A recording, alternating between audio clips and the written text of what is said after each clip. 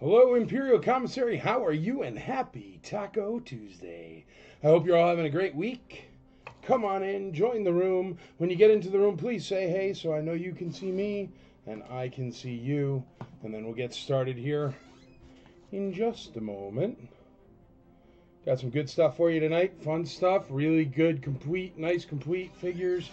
Good stuff. So you're going to dig it. We'll start off with something regular. How about a naked Darth Vader? Just so nobody feels like they missed out. He's fine, but he's naked. No saber. Starting at $1.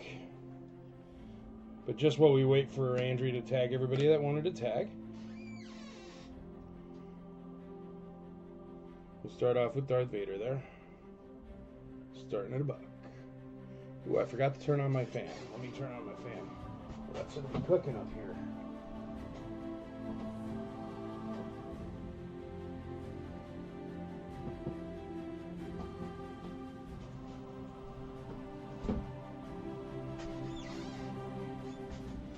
There we go. Don't forget my link. Oh, yes, dear.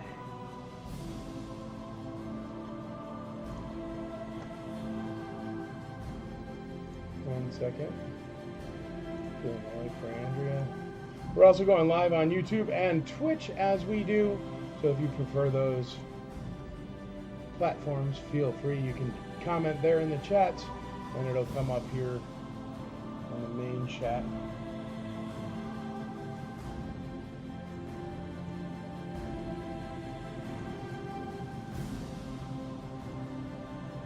That's it.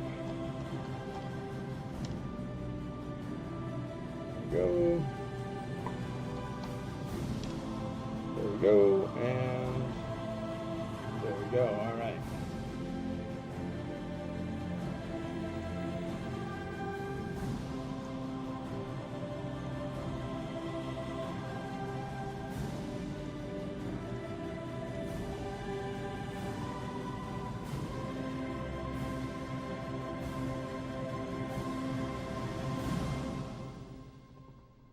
Okay, there we go.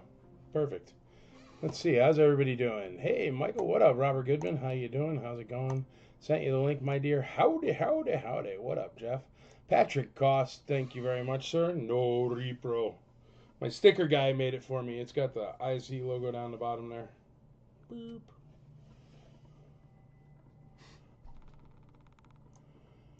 Good evening, comrades. Good day to the Star Wars universe. What's up, Fife? How you doing, buddy? All right, Andrea's starting to tag everybody. Once she gets done tagging, we'll get started. If you got any questions for me, the IC, about me, about ICCC, about IC Roadshow, about IC for Life, about what else? I don't know, anything. If you got any questions about anything, toss them out there. Shoot, if you got a Star Wars question, I love those too. And we're going to get started here in a minute once everybody gets tagged. So pull up a chair, grab yourself a tasty beverage. We're going to have a good old time. And there's Andrea tagging, so we're getting good to go there. Got no bids on Vader yet. Somebody throw $1 on him so he doesn't feel bad. It is Darth Vader. It's worth at least 3 to 5. He's got a good chest plate. Can swap him out with one of yours.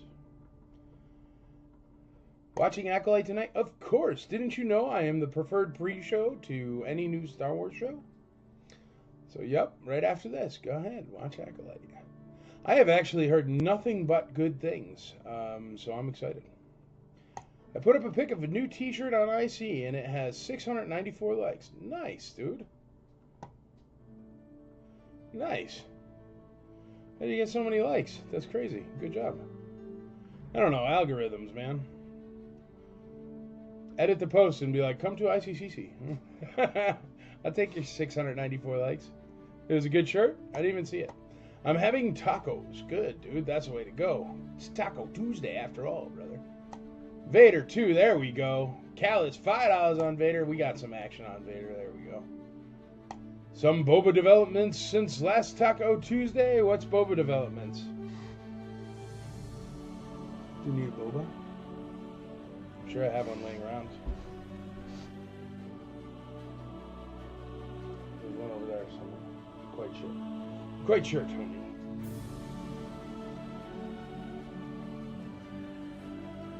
I wish collection photos got that kind of attention. Yeah, I hear you, man. Who knows? Oh yeah, the $250,000 rocket fire in Boba Fett. Congratulations to the sellers. They are IC members, so congratulations. I'm happy for you. I sure am kicking myself for passing that one up at 20 grand, being like, that's too much. But to tell you the truth, I don't know.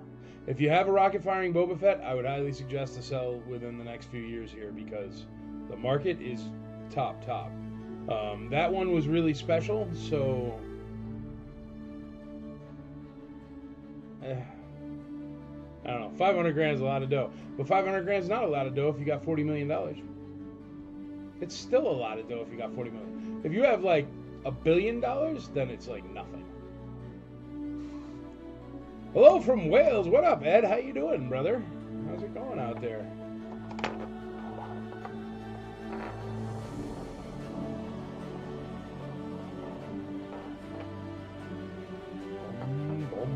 Boom, boom, boom, boom.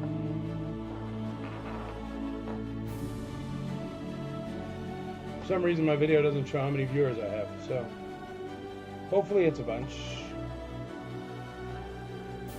As soon as Andrea's done there, we'll get some other stuff out there for you tonight. But yeah, that rocket firing Boba Fett is definitely the word of the day. It's out of that new auction house there. Not new auction house, I guess they're old. I don't know. They found like 1 million carded figures boxed and sealed, so I was surprised that it went to that auction house.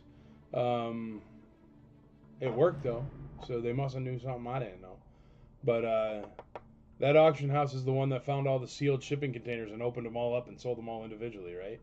And then somebody like stopped the auction house from selling them and was like, you should really get all those graded. And then they did, and then they like everything was top price individual, and it used to be like sealed shipping containers. So I mean, I don't know. Sometimes luck falls in weird places. That's okay. There we go. Thanks, buddy. Yeah, it's not coming up. It just says live on my screen in the corner. I don't know why. What up, Lyle Jones? How you doing? Hey, Mike, do you happen to have a black Endor blaster for the Imperial Gunner? No, I don't, man. I do not. I'm sorry. I do not have an extra. But I don't sell weapons anyway, so. Justin Fortbury, there you go. Paul Thomas, hey. DJ, what up, buddy? All right, kids. Oh, no, Andrea's. Oh, yeah, Andrea's done. We're going to pop Vader on A. Vader on A there. He's already at $5. I think that's where he'll probably peak. But we'll put him there and let him spin for a minute. Out comes the IC auction droid. Thank you very much, Derek Cernak, for making that awesome auction droid for me. I appreciate it, buddy. And let's get started off with 2-1B, 2B, or 2-1B. That is the question.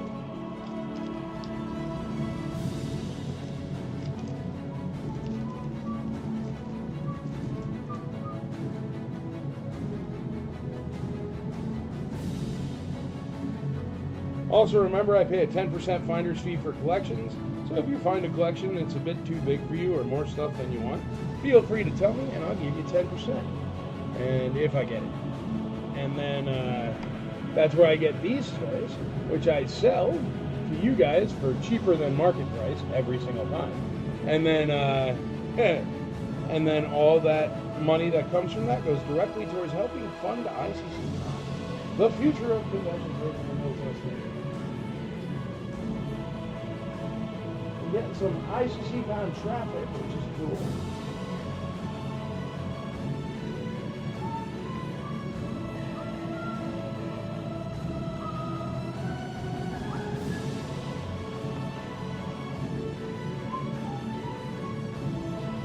$2-1B or not $2-1B?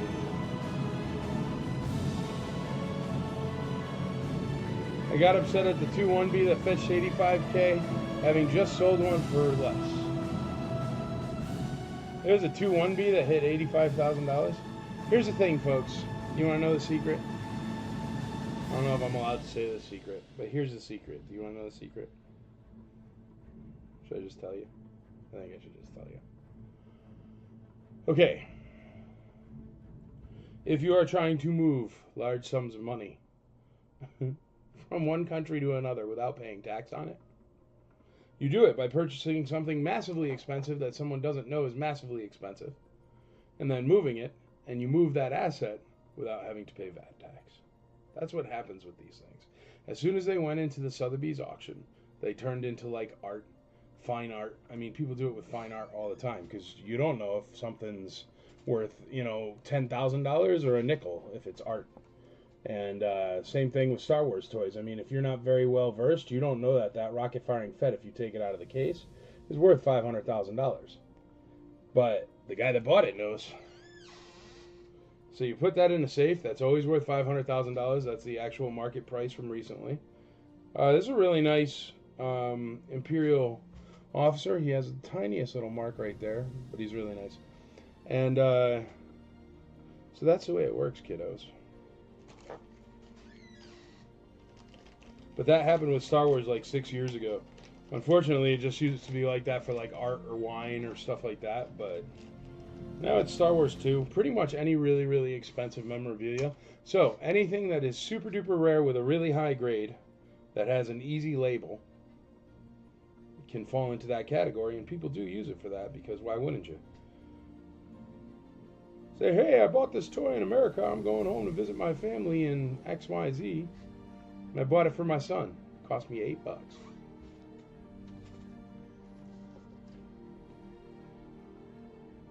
Yeah, 21 back Boba. But that's the thing, man. So a 21 back Boba, okay, there you go. 21 back Boba, it sold for how much? $85,000? That's insane. If a 21 back Boba sold for $85,000, but you could still buy a 21 back Boba right now on the IC for $5,000 or less. No butt rub. Nice AT-AT driver. Those are, I'd say they're the red emblems, but they kind of look orange, so they're the red emblems. But they kind of look orange. But the orange ones are really orange. Anyway, there you go, starting at $1. But yeah, that's what I'm saying. When you see stuff that sells for $1 bazillion more, because here's the thing, all right? This is the other thing. With the way taxes work, at least in this country, say you can make that not money. Do you know what I mean? And then eventually you can sell it for cash or sell it through an auction house where there's different rules and regulations as far as the way the money counts. It's not income. It's something else because it's an auction house. It's a little loophole, which is great. I mean, hey, go for it. I mean, I think we pay enough taxes, to be honest. But that's what a lot of these things get used for. Because if you take it and you go put it on your wall or put it in a shelf or put it in a lockbox or put it in a safe, that's still worth that value, and it just continues to go up in value. So it's an appreciating asset. And it's an appreciating asset that eventually you can sell through an auction house or sell for cash. And both of those things don't hurt your bottom line. So if you're in, say, the 38% income tax bracket, and you sell one of these things through, I don't know, Hakes, say, then you can get that money as a payout from Hakes for an auction item, which you don't have to pay your income tax on of the 38% or whatever it is. So that's the way it happens. A 95 grade, all right, that makes sense. I mean, when do they ever give out a 95 grade? Well, it doesn't make sense. It's still insanity. Because, I don't know. Grades are always when the thing happens, that's the grade it gets. It's not when you're looking at that grade 10 years in the future. But, I don't know. It keeps Star Wars alive. It keeps the longevity of Star Wars. And it certainly keeps everybody aware of it. I mean, it's on the regular news. The only problem I have with things selling at insanely inflated prices sometimes, besides them not being my things, no. But no, the only problem I have with it is it kind of makes, like, for the general public, they don't understand the difference. So you'll walk in and somebody's going to want $500,000 for their regular Boba Fett, and it's like, especially that one because it's like painted to look like it, you know, from the factory kind of deal, so it kind of looks like factory production. So all these people are going to be out there yanking on the rocket or being like every single poon fake. This is why repros stink so bad. But every single poon fake is going to be like, people are going to think they have a $500,000 toy. And they don't. And then that ends up screwing up the, you know, finding wild finds and stuff like that because everybody knows only the most expensive single thing. So they're trying to charge you $300 for Lobot. Go look on Marketplace. You'll see it. People are like, oh, it's Star Wars. It's worth $1 billion. It's got a price, and it does have a good value, and there's some expensive pieces. But, for example, C is at $5. And that has a blaster. That has an $18 blaster, so I'm not selling it for $5, so it'll keep spinning. But C is at $5. Do you know what I mean? Like, that's, B is at $8. But go try to convince somebody that hasn't seen these Star Wars toys for 40 years because they've been in their mom's attic that they don't have the $500,000 one. Especially since everybody thinks they have it. If you've ever done a toy show as a vendor and you sit there and people walk up to your table and if you have a yak face on it, they will put in the yak face and say, I had that when I was a kid. And you're like, you're full of it. They didn't even make it here. And then they'll say, oh, and I remember getting the rocket firing Boba Fett, and it was so cool, and the rocket fired. And that's just all, like, in their heads. It's wild, but, like, everybody says it. So, it's weird. It's a very weird thing, Star Wars, the Star Wars market in general. It's very weird. But it's wonderful and super duper fun. And it's way better than doing stocks or something. Stocks are so boring. So... Collect Star Wars. It's always worth something. And it also is really cool while you have it on top of it. So I say do it. And I say if you find one of those Rocket Fire and Boba Fett, shoot. Good luck. I hope you do. But they're out there. There's 120 of them in the world. Shoot. But that one went for a ton of money. And I know the guy that brokered it, Brian, and I know the guy that sold it. And they're nice guys that have had it forever, so they probably paid $5,000, $8,000. You know what I mean? Good for them. Like the kid's school is paid for. And anytime anything like that happens, I'm one of those people that like, if you can walk into a flea market and find like a sword from General Custer's Last Stand or something, all the power to you, man. I hope you do. So I think that's cool. But I also, if I do have a point of suggestion from someone who doesn't have a rocket firing Boba Fett, I'd sell now-ish or soon-ish. But maybe I'm completely wrong because I passed on one at $20,000. So what do I know? C12, D15, B15, B21. I did have the vinyl cape Jawa, but my grandmother threw out all the toys when we moved in 82. Well, there you go. That does happen a lot. But vinyl cape Jawa at least was a production figure. That's a realistic thing for you to have. Rocket firing Boba Fett, it's not. And it's funny, there's this one guy that always, he's super duper nice, but he's not really a Star Wars guy. And I work with him for the con, and like every time, he's one of those people that they always remember the same story. I guess I just make the same story.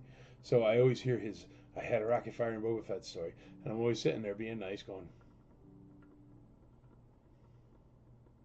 being like, no. You know, like, what is it? Billy Madison. No, you didn't. No, you didn't. But you just, you shake your head, you say yes. It's kind of what I do whenever anybody on either side talks politics. I kind of do this.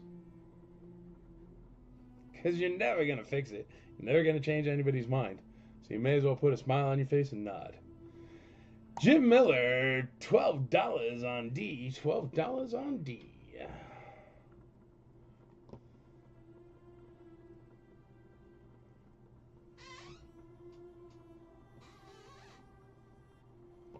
Jim Miller, $12 on D.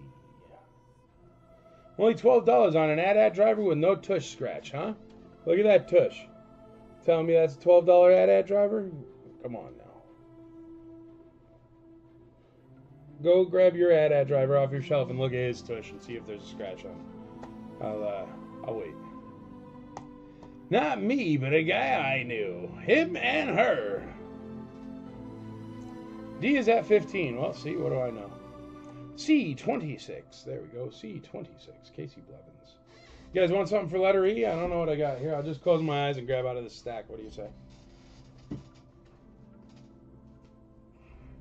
Oh, I think that's a sell.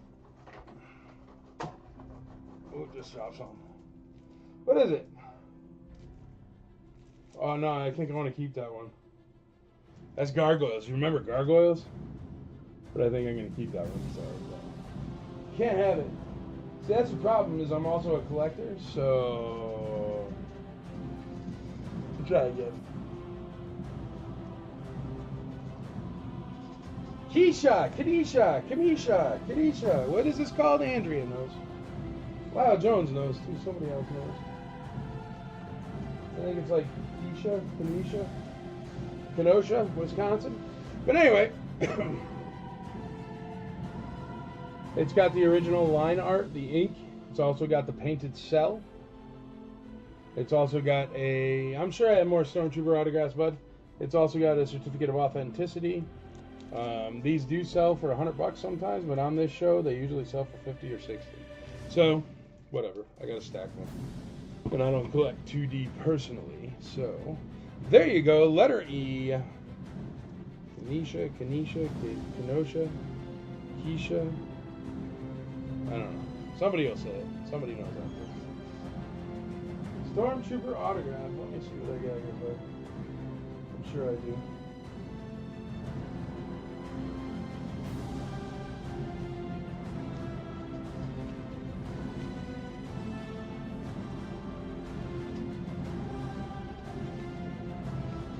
First Order Trooper, okay.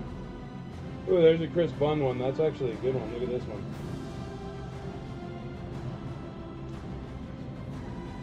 That's cool. Picture.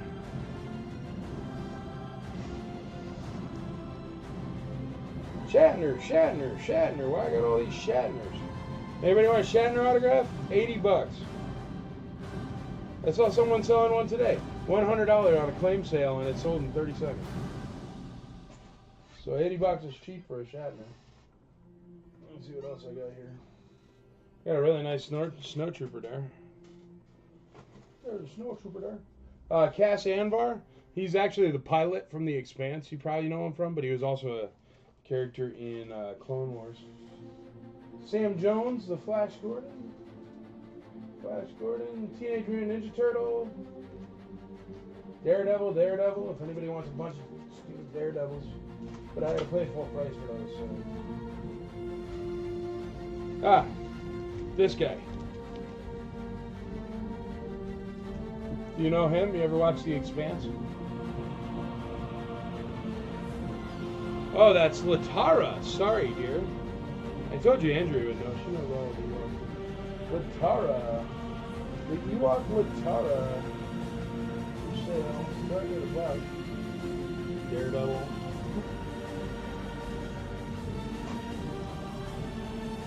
Giant Flash Gordon poster. Is anybody super into Flash Gordon? Look at that thing.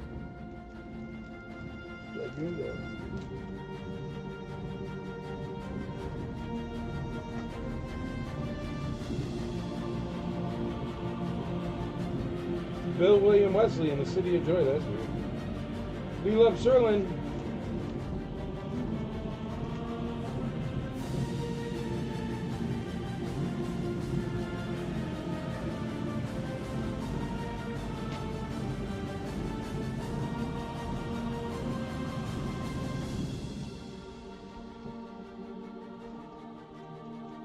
More Shatner.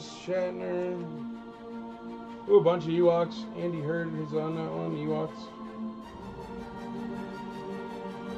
Shatner. Ninja Turtles.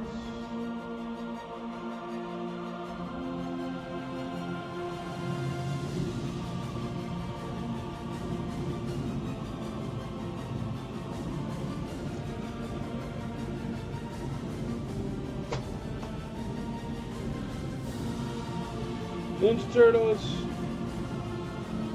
Turtles, Burn Colacqua, Ted, Laura Roman, Another Shatner, Denny Crane. Another Shatner. I'm lousy with Shatner. Sam Jones, the Highwayman. Sam Jones, the Spirit. Bill William Wesley. Come with Richard Gere and Sidney Poitier. I don't know what it is. That's a great one. Claudia Wells. There's a Yak Face. You guys like Yak Face? There's a Chris Bunn Stormtrooper. There's some more Stormtroopers. There's a Klaatu. That's a Celebration Klaatu. That one's worth good money. And Sam Jones from Stargate. Yo, Chad, you got a Sam Jones Stargate autograph? Chad likes Stargate.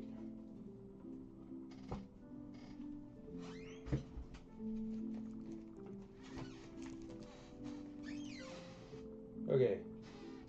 There's autographs.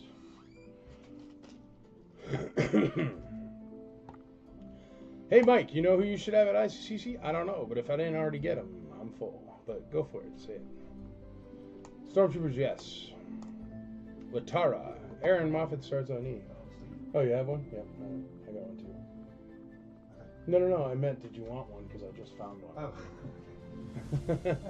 I guess I already gave Chad one. Forget it. Hello there. Good, brother. Good.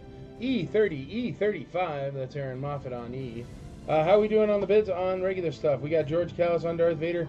You know what? Let's call Darth Vader and let's call 2-1B. 2-1B's only at $24, but we're going to call him anyway. And then I'll get you out 2 new items. Going once, going twice, going thrice. Sold! And this is 2-1B and Darth Vader.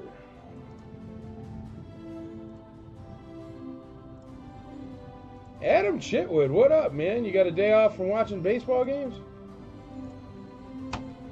Those 2 are sold.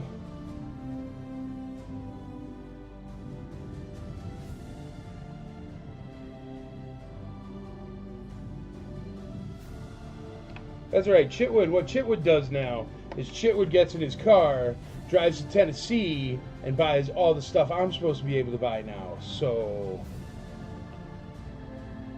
it's going to have good room sales, though. Chitwood, you should get a table, bro. You've been doing it good with collections this year. I see you bragging. No, I'm proud of you, man. That's a natural progression. People usually, they buy on the IC until they get a real good handle for what's real and what's not. And then they, branch out. And that's always wonderful. Because the cheapest way is the wild way, for sure. I'm all about you getting good deals out there, folks. Just stay out of Tennessee, Chitwood. No, I'm just kidding, man.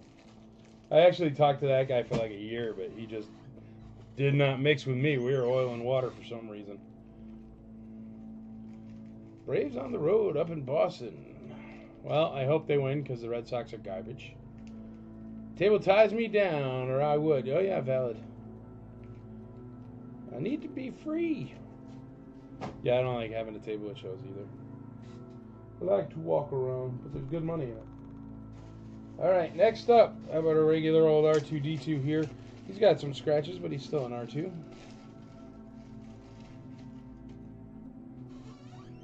Bleep, bleep, bleep. Definitely not the best.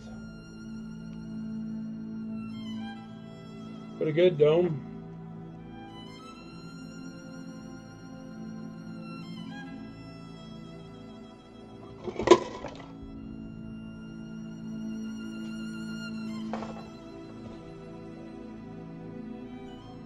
There we go.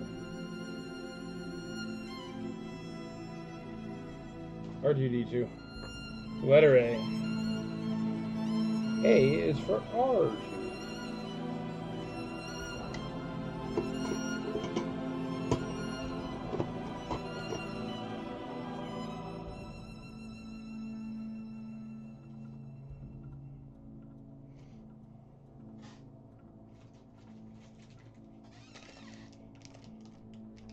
Nice Han Solo Hoth, I guess, with backpack. It's in there. Does he have a blaster? Yep. With backpack and blaster. A, $5. A, $8. He had some pristine stuff. Several pieces I was upgraded for me. The Sandcrawler was practically new in the box. No, he had beautiful stuff, dude. He definitely had beautiful stuff. For sure. Believe me, I thought about it 25 times. It's just I couldn't get a full list from him. He just sent me the same pictures every time. And I guess I was too lazy to drive out to Knoxville. So that's on me. You deserve it.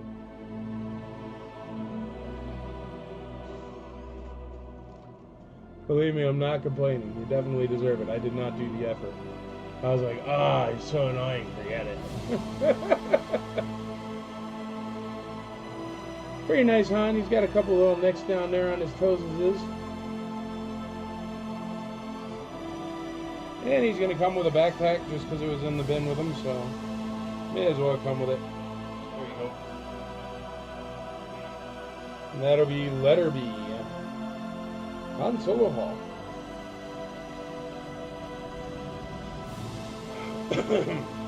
Pardon. Alright, we got $35 on the Ewok cell. Just so you know, this is two different sheets. The back sheet is the drawing. The front sheet is the actual inked cell or the painted cell.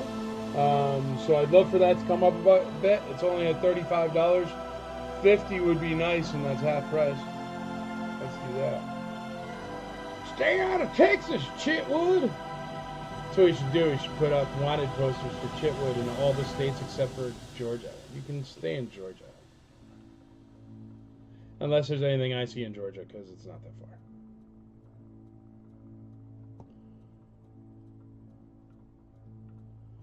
A5, A8.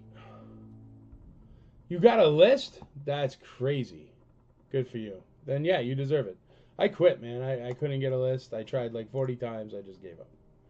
D at 16, B at $10. Stay out of Texas, Chitwood. All right, we got the Imperial Officer we're going to give a call, and we're going to give a call for that AT-AT driver, and then we'll get out some other items here.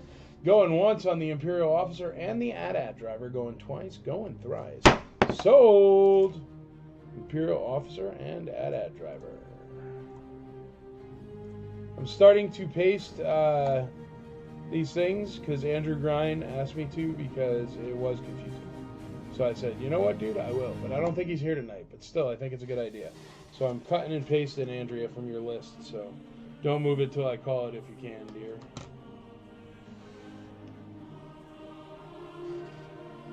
Boop.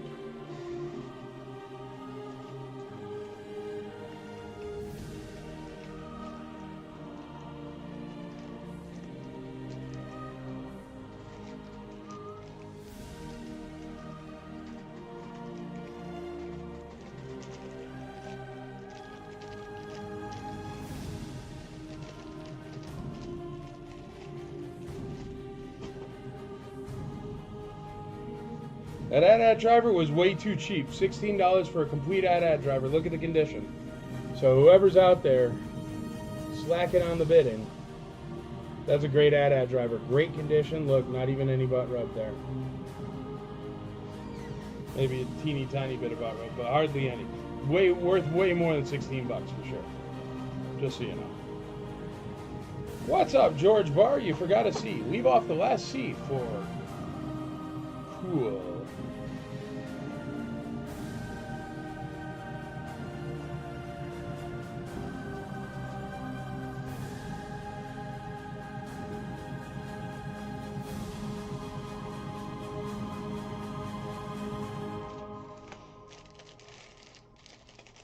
Come on, Lando Skiff here. There it is, George Barr. You got it. Extra cool. Come on over. I'll take you to see the World Championship Rangers. Man, I watch baseball anywhere, even if it's the Rangers. But you know what? I won't watch the Astros.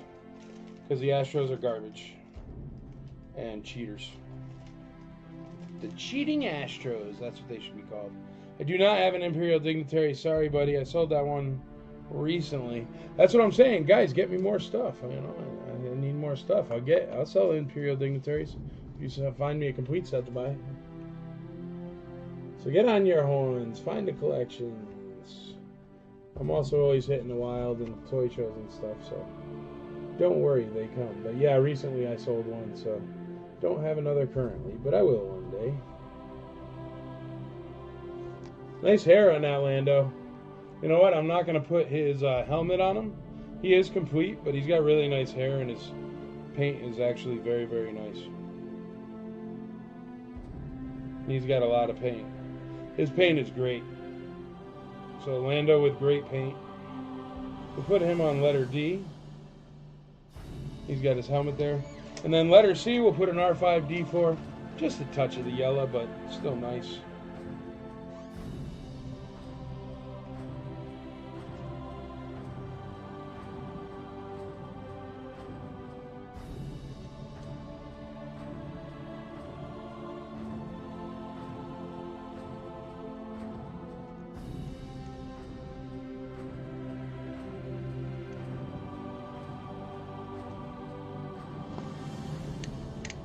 Still clicks. Nice R5-D4. There you go. Alrighty, we're at 40 bucks on E with Lyle Jones. $10 on A. The Astros are garbage. I will agree with that. I'm going to call this sell at 40 bucks. That's a good deal, but Lyle Jones I like, so that's okay. If I like it, I don't mind giving it to you cheap. Alright, going once, going twice, going thrice. Lyle Jones. Lyle Jones, C at $12 on C. $12 on C.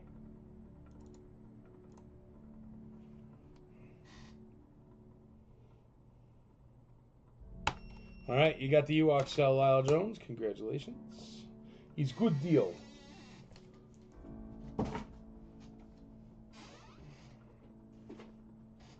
wanted a Stormtrooper.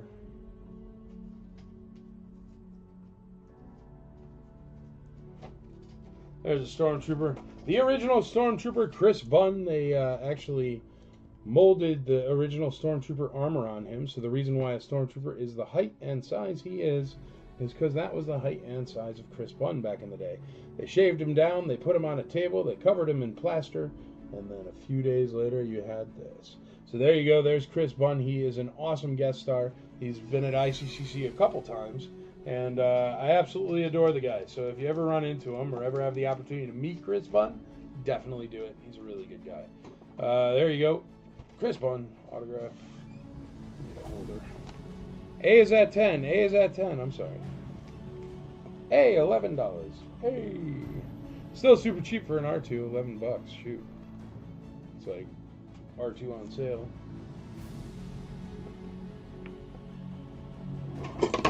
Oops, a daisy.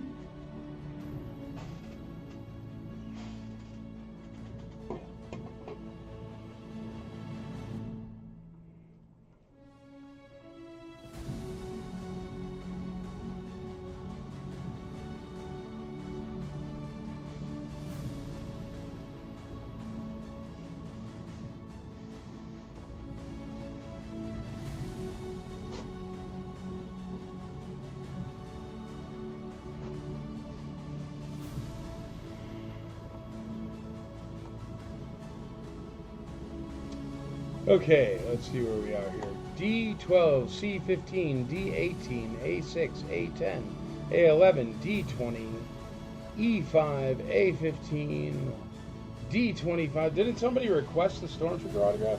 We're only at $5. That's a real autograph. I think it cost $40 in person, just so you know. Got Stormtroopers on it. Pretty cool.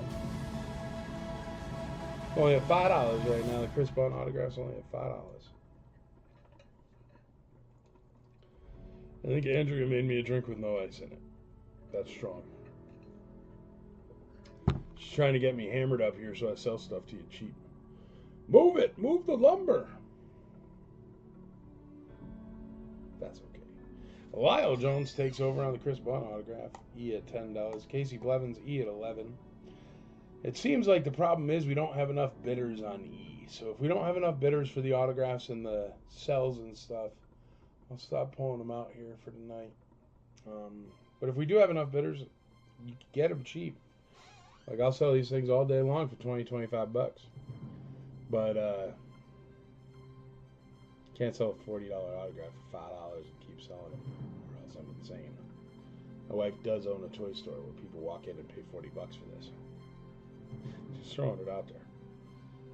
Or the eBays, but eBays. And you're dealing with the taxes. All right, we got Casey Blevins at $11 on E, $11 on E. As of right now, on R5D4, we're at $15. On a Perfect Lando Skiff, we're at $25. On a Han Solo Hoth Complete with Backpack, we're at $10. And on an R2D2, we're at $15.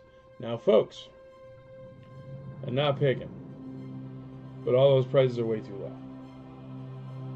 Like, I mean, just his blaster is worth more than $10. And you're also getting a nice condition Han Solo with a backpack. There isn't an R5D4 with a sticker on it that is sold for $15 in 5 years. That Lando's in great shape. Great shape. And an R2D2, whatever condition, even stripped R2D2, if he had no sticker at all, he'd be worth more than $15. So I don't know what's going on tonight, folks, but if you want to get in, get in. If you don't, we could always do it on another Taco Tuesday. And that's okay, too. I just don't want to waste my time telling Lyle Jones to bid more. Thank you, Lyle Jones. It's $22 on C. B at $16. B at $11. B's already at B's at 16 now. So that's what I'm saying. We're at exactly the price of the blaster. Those blasters are what, $15? It's a killer deal. And that's like a translucent blue blaster, and I don't know what I'm doing with blasters. Like, if I knew what I was doing with blasters, I would just buy my loose figures that I sell, because I'd be like, I'm going to be super lucky. And he's going to miss whatever the rare translucent blue smuggler blaster is that happens to be with that figure. Got to pay for the sodas. That's it, man. No, Lyle Jones, I appreciate it, man. And once IC for Life is actually federally licensed, because I'm not putting out a nonprofit charity that is not federally licensed yet. We have all the forms through and everything. We're just waiting on the government to get around to it. But once that exists, then it's going to be a lot easier for people to give, and then a board of directors to be able to step in and take my place if ever, God forbid, something happens. But that way the IC will continue forever.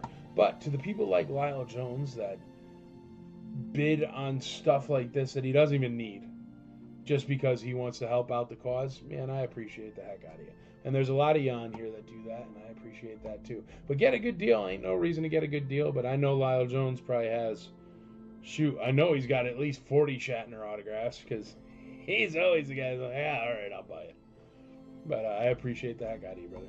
B at 15, B at 16, D at 26. And I'm never saying overpaying. I never want you to just give for something you don't get back in return. But, yes, the reason why the reason why you go to ICCCon and XYZ guest is $100 at ICCCon, and you go to Celebration and the same exact guest is $295, is because I don't bang you guys up. Now, there are haters that have hated the IC and hated me since the dawn of time, and sometimes people don't mesh, oil and water. But even those haters, for the 10 years the IC has been rolling, have never been able to come out and say, oh, you're overcharging on autographs, oh, you're overcharging on tickets, oh, you're overcharging on tables, oh, you're overcharging on this, you're overcharging on toys, you're overcharging on what. Think about it. Everybody who's ever hated me just hates my guts because of my personality. And I'm sorry. I don't mean to be that guy. I try to be a nice guy. But they never hate me for anything valid. There's not a single one out there that can be like, well, he blanked me on this deal, so that's why. Never. Because reputation is the most important thing. So always remember that when you're buying, selling, and trading, especially Star Wars, because I buy and sell and trade Star Wars as well. Always be honest and always take care of everybody, because the last thing you want is a bad name, man. C23B22. I hate you, Michael Havens, because I got nothing. I love you. I know you love me. Chitwood, you're a great guy that supports it all the time as well. Supports the con and everything. I appreciate it. Even though you're just selling out of your room instead of buying a vendor table. No, I'm just kidding. I don't even know if there's vendor tables left. I think there are. I think there's like 15 or 13 left or something. But no, dude, I totally get where you're coming from. But yes, people that support it, and there's tons of people that support the IC. Most of you wear a hat like this or a shirt like that, or and That's what's made it grow so much. That's what's made it become. You realize that we have like all the movie stars come once a year to hang out with us from like our favorite movies from when we were kids, right? It's pretty awesome. It's like really, really awesome what has happened with this little tiny Star Wars group that started because I was giving away free extra figures. You know what I mean? And people didn't like that. So I was like, forget you, I'll just start a group. It's crazy. And then the meetups, they started 15 people, 30 people, 50 people, 100 people, 500 people. And now the convention, which puts through, thousands and thousands and thousands of people a year, movie stars out the wazoo, everything, it's insanely incredible. And the things that have grown into, my wife, she quit her job. She opened a toy store for fun, even though it doesn't have enough vintage Star Wars for me. It's got lots of vintage Star Wars, but personally, if I was running the toy store, it would not have 90% of the stuff in it, because she likes like G.I. Joe, or I don't know, she's got this weird robot thing, I don't know, Japanese robot buying spree, I don't know. But anyway, it's not my store, so whatever. But still, instead of her having to go work for the man, she goes and has a toy store, which is really, really cool. So I don't know.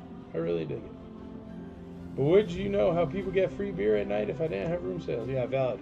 Well, that's always what a promoter wants, is somebody to inject 800,000 gallons of free beer into the crowd.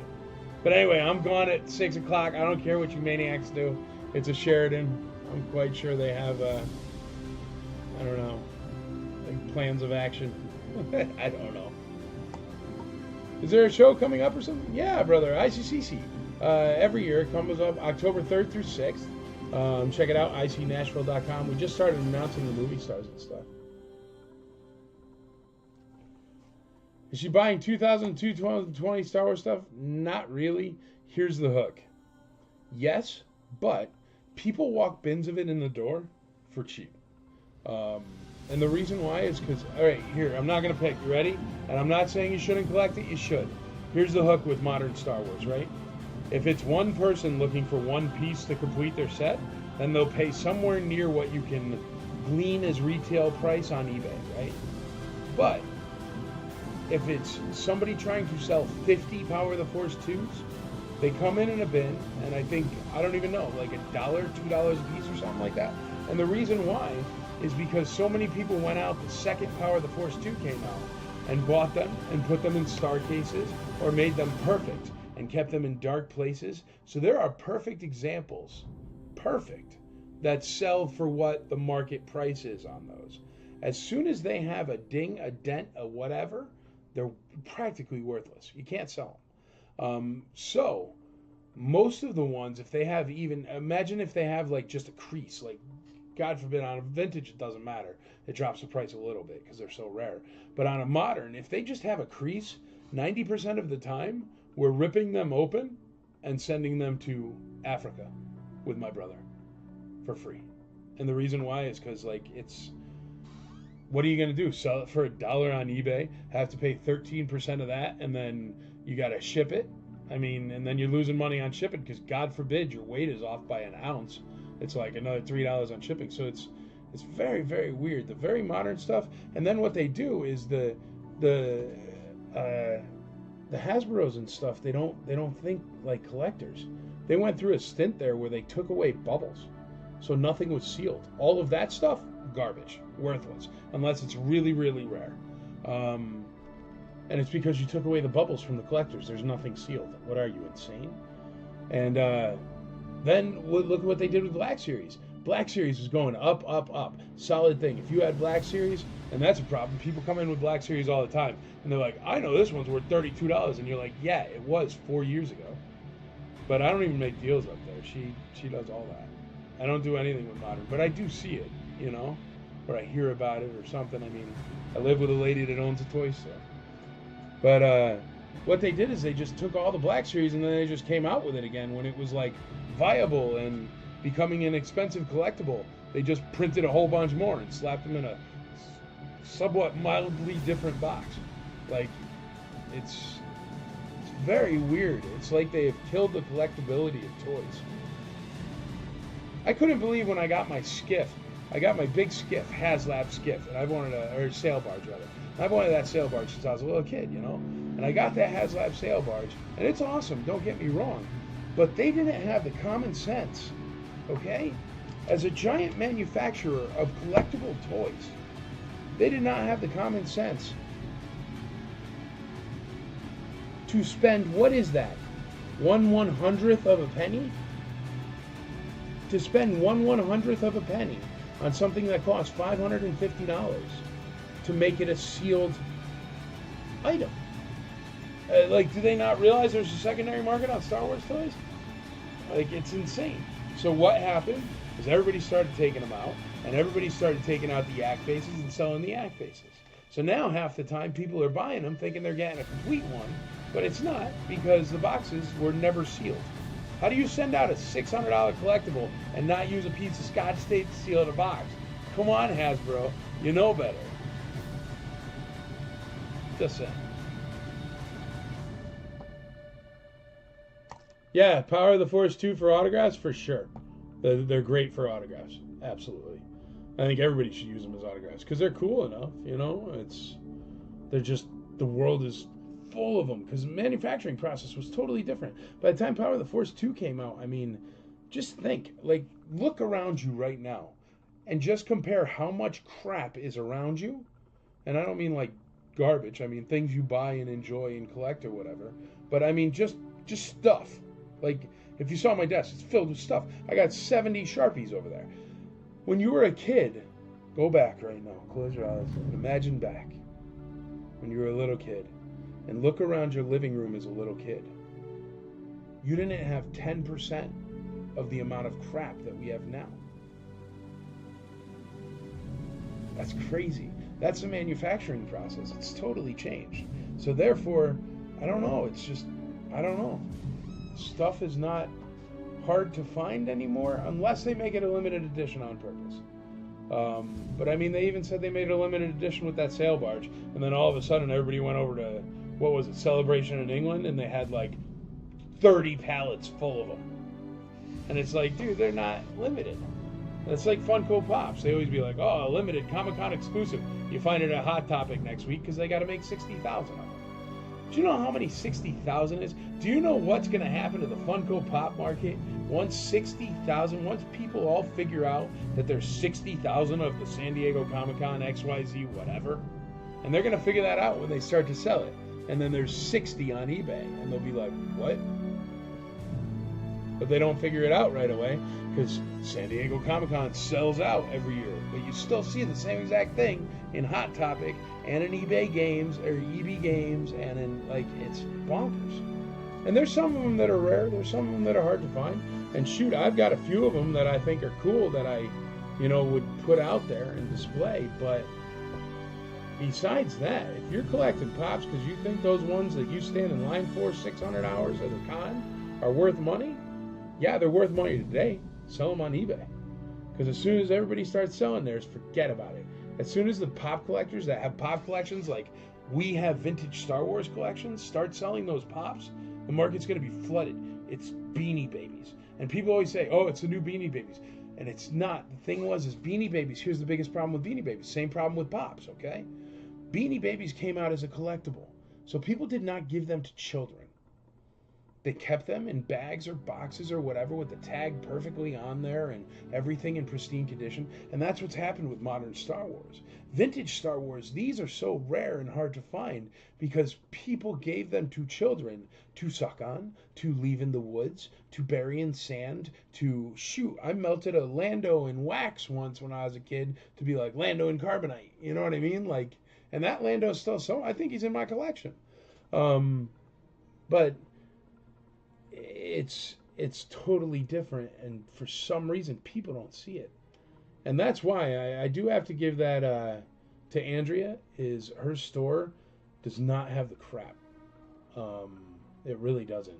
But yeah, like, look, she just said we do not buy Pops at the store anymore.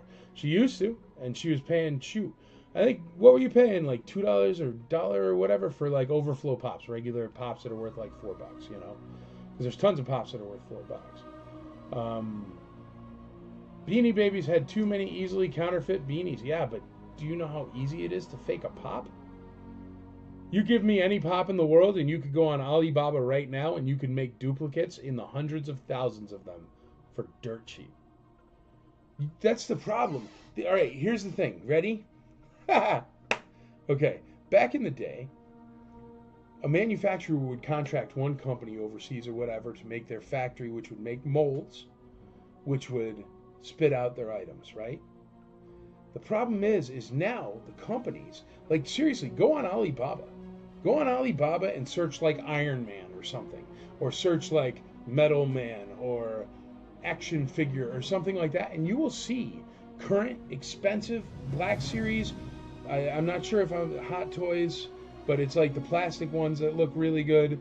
But those very expensive big figures, and you can find the actual person that manufactures them in China, the actual company that manufactures them, and you can order the exact same apple to apple of most of these items they have nowadays because they just outsource it. And since we have access to the internet, we can access the manufacturing companies as well.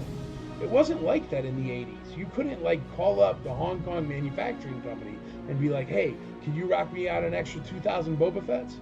It didn't work like that, but now it does. So I don't know, folks. I love y'all out there, and I do see a lot of these toy stores, and they go straight to Entertainment Earth, and they get their entire stock, and they blow out their entire stock, and people buy them, and it's wonderful. But there is no future in Pops. It's just not. And I'm not picking on Pops. I think it's a genius idea. I wish I thought of it. They found an entire loophole where it doesn't count as an action figure so they could rip off any line they want. It was genius. It was like figuring out how to make everything that's already patented without it technically being patented because you figured out a workaround by not calling it an action figure. It's genius. So I don't hate on the Funko people. Think they're great. Great idea. Very, very cool. And even the people that collect them. If you collect them because you love them, great. But I mean, all right, everybody who's seen Pops anywhere, how many do you see out of the box? So if everybody keeps everything in pristine shape in the box from the original manufacturer, that for limited edition convention exclusives is knocking out a minimum of 60,000.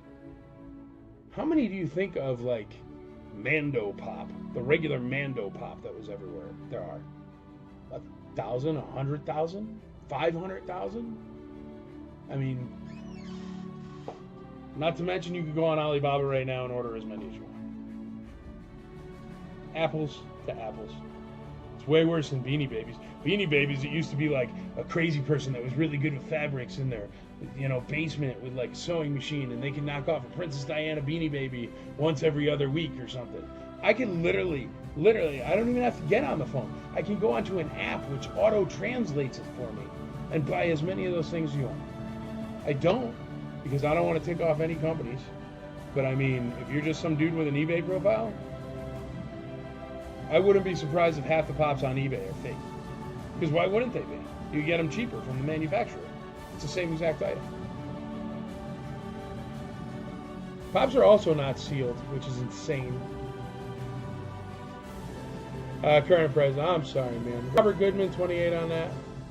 Let me see. But I mean, I hope they don't just bottom out in value and stuff. I know lots of people with lots of Pops. And I'm not trying to bang on people that sell Pops. I'm not trying to be that guy at all. I'm just saying I don't understand why people cannot use the internet, I guess. I mean, for me, it's easily seeable that you can purchase as many Pops as you want of any type of Pop.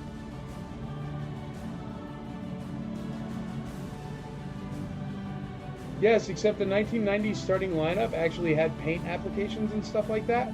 So there are variants, or they screwed them up. So there are differences. There's some starting lineups that are rare. The Pops are just, I mean, I don't know, man. I have never seen something so unbelievably uniform in my life. IC helps me avoid Funko Pops. I like it. We really do, man. I only allow like one Pop vendor, and I know people like it, and it's a collectible, so I'm not picking. But I mean, every other show, that was one thing, like, I always support any local convention or whatever, and there was a local convention that just happened the other week, And the one thing everybody kept telling me is they had zero vintage toys. Everything was 3D printed. 3D printing's cool. But I mean, how many green busts of Deadpool can you have before you're like, that's enough?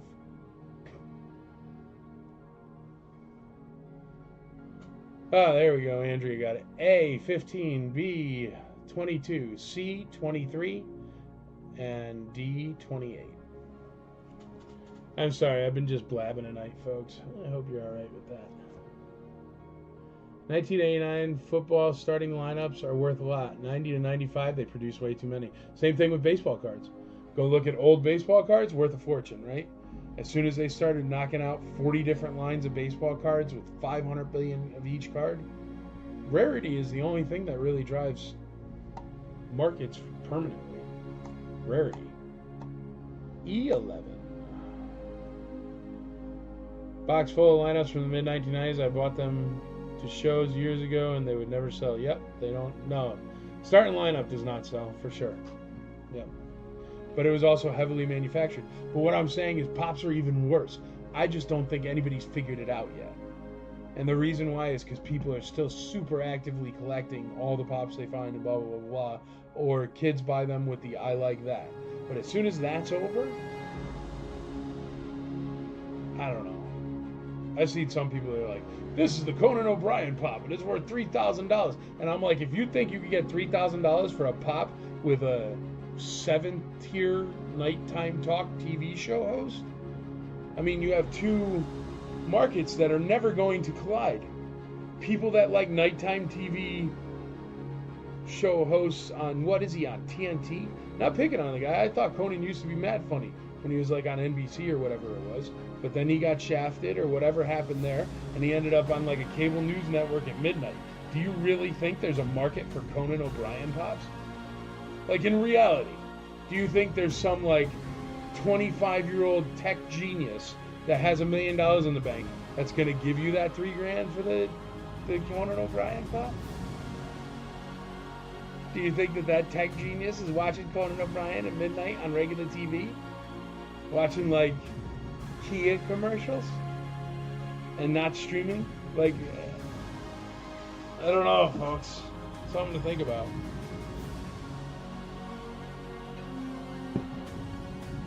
Lots of people doing customs with old ones though, yeah. Once that starts happening too. That happened with the, what was it, the G.I. Joe Retaliation figure. Some dude went into Andrea's shop. I happened to be upstairs that day. And some dude went in and he's like, he bought all the girls of G.I. Joe Retaliation. And he's like, they only have a couple girls, so these are worth good money because you use them for customs, and everybody uses them for customs. But since they only made 2 girls or something, there's very few female torsos, I guess. And so the G.I. Joe Retaliation I did notice, because I did a couple of those live sales for Andrea too. And it was like, they'd go for like $12, $13. And I'd be like, well, this is a $30 figure. You know what I mean? I know she got it at Entertainment Earth for like $29.99, because I don't understand how people do Entertainment Earth. There's like 7 cents margin. It's ridiculous. And then, but people were like buying the torsos or just the head for like 4 times more than the sealed. And it's like, why? Like, buy a sealed one, rip the head off if you need that head or what. I don't. Very confusing new toys. But I'm old and crotchety, so what do I know? But I do know you put a piece of tape on the box and you don't take the bubble out, because that's insane. All right, let's go with the prices again. A is at $18 with Ricardo Goleta. B is at $22. C is at $23. And D is at $28. And the Chris Bunn autograph is at $11. Gee whiz, folks. If anybody wants to bid on those, feel free. I would be happy for you too. That's a real life autograph. A $40 autograph. It's at $11. Let's call, I guess, A and B. Oh, there goes A. Got another bid. $20 on A. Here, we'll sell for a little bit, and then we'll call stuff. How's that? Because I've just been blabbing. Blabbing about Funkos.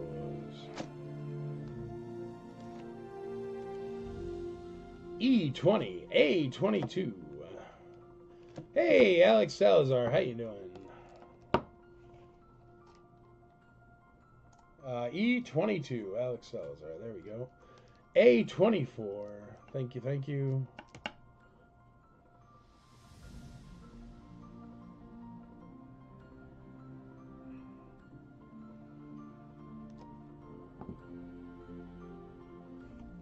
But yes, for example, things here.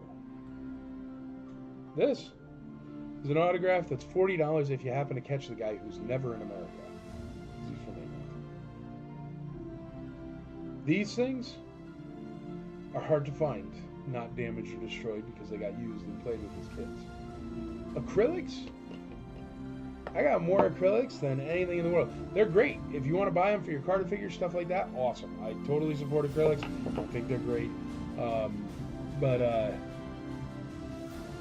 What do you think you're going to be able to do with a used acrylic in 5-10 years? Anything? Because they're so easily manufactured. You could get acrylics from 40 different places. I suggest Ian Sanderson, of course. He's started on the IC and he's been here forever and he's built a great business. But what do you think a used acrylic is going to be worth in 5 years? Nothing. Because you could just get them.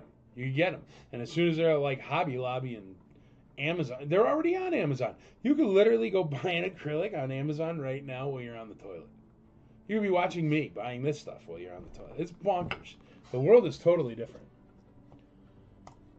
Good evening, Dr. Havens. That's my sister, man. I'm just a regular Havens. My sister's got the doctorate. Any of your fam jam and others enjoying tonight? Yeah, I'm loving it, man. I'm loving it. E25. There we go. We got some bids. Thank you very much. E27, E28, E30. But I'm saying, like, stuff like that, where it's like, that's why I think people that collect autographs are smart.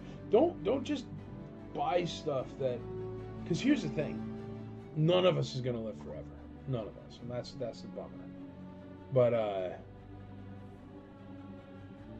don't know. Wouldn't you rather it be like, oh, Mike kicked it. Here's everything vintage Star Wars and tons of money in vintage Star Wars for the grandkids or whatever, nephews, nieces, whatever to go through. Or would you rather it be like, I don't know, here's all the starting lineups. Because then you just get people like cleaning out your junk being like, it's all garbage. And, I don't know. But we all roll the dice. We all roll the dice. I can't say I don't have 10 of that Darth Vader helmet because I thought it was cool. I bought a bunch of them. They're, like, worthless. But that's how we learn. E33, Casey Blevins, 33 on E. Alrighty, let's call some of these R2s and whatnot. R2-D2's at 24, Han Solo with the Hoth backpacks at 22. We're going to call those two. C is at $23, still cheap. It's got his whole sticker there. He's just a little bit yellow. I think he's dirt cheap. Letter C. But we're going to call A and B right now. That is R2-D2 and Han Solo Hoth. Going once, twice, 3 times.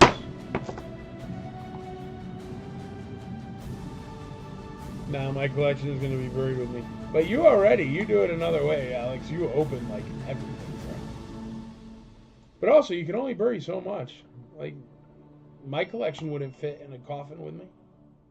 I probably won't even fit in a coffin, but still, like,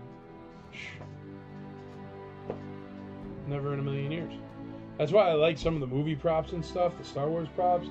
Like, I got a cool jacket there from TFA. Like, I like stuff like that because they're limited editions that weren't originally collectible, so it makes them really hard to find.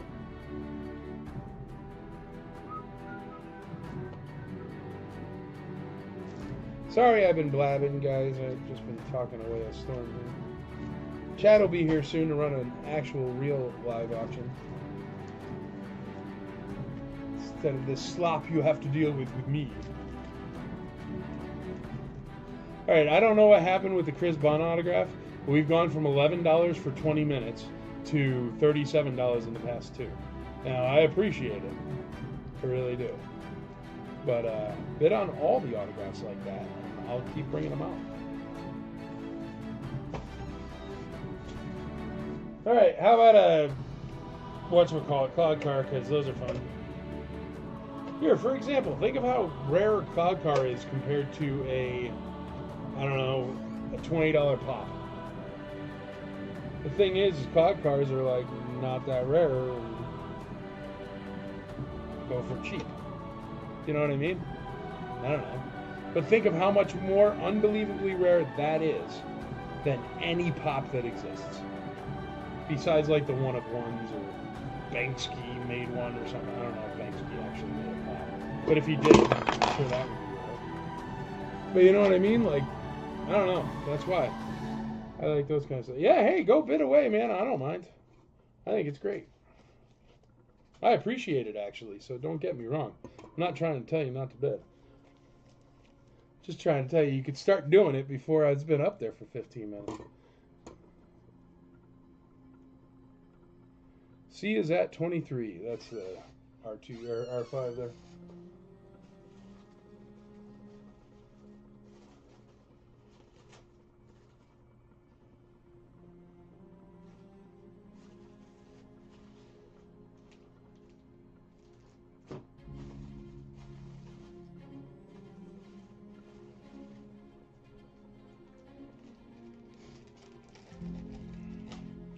How about a Forlom? He's complete. He's in very nice shape. And he does not have the tear at his collar, which is very, very common with him. But he does not have it. So he's in really, really good shape.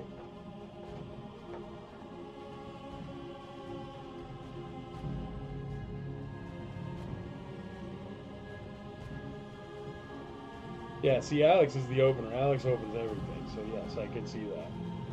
I'd be nervous with you in my collection there. Nah, not true. You wouldn't open any of my stuff. We'd have a funny laugh about it. Ha ha ha ha.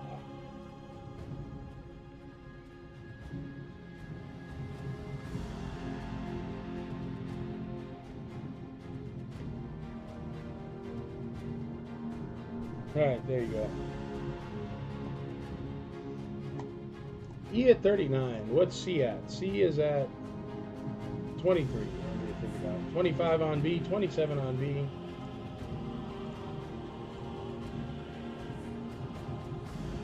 Now, see, I can't let you touch any of my stuff now.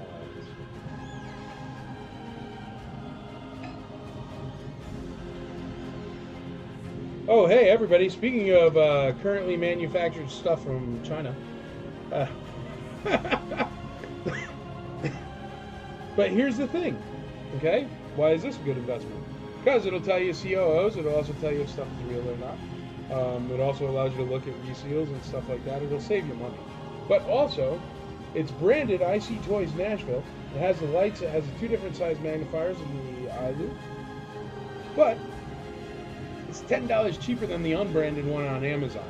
So if you want one of these, just tell Andrea to add it. But for example, this, I do not think is going to, well, it might because it's IC Toys branded. The regular one on Amazon, I do not think is going to have a resale value in 20 years. But $10 eye loop, you cannot beat that deal with a stick. $10 and it's branded. And those are technically limited editions because they are branded.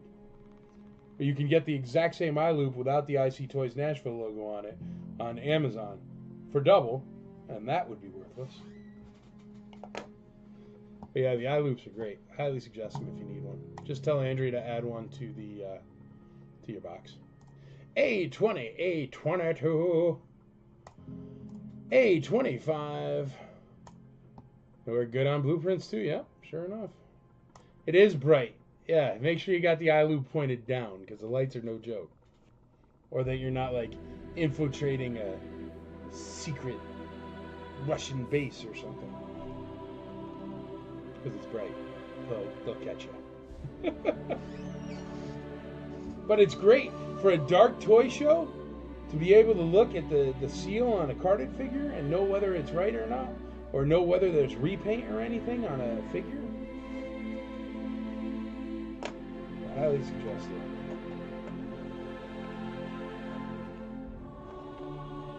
Highly suggested. All right, we've got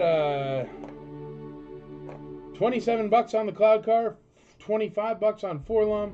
R5D4, I don't know why, but $23 seems so cheap.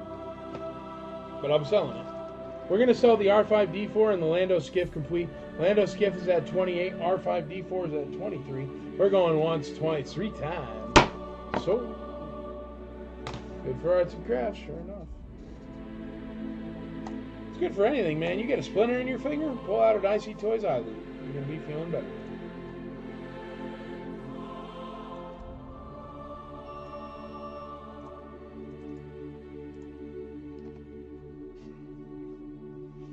All right. And Lando's in really nice shape. Congrats to Robert Goodman there. Really nice shape.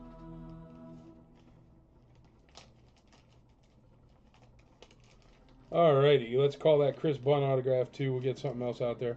Going once, twice, 3 times on Chris Bunn. So,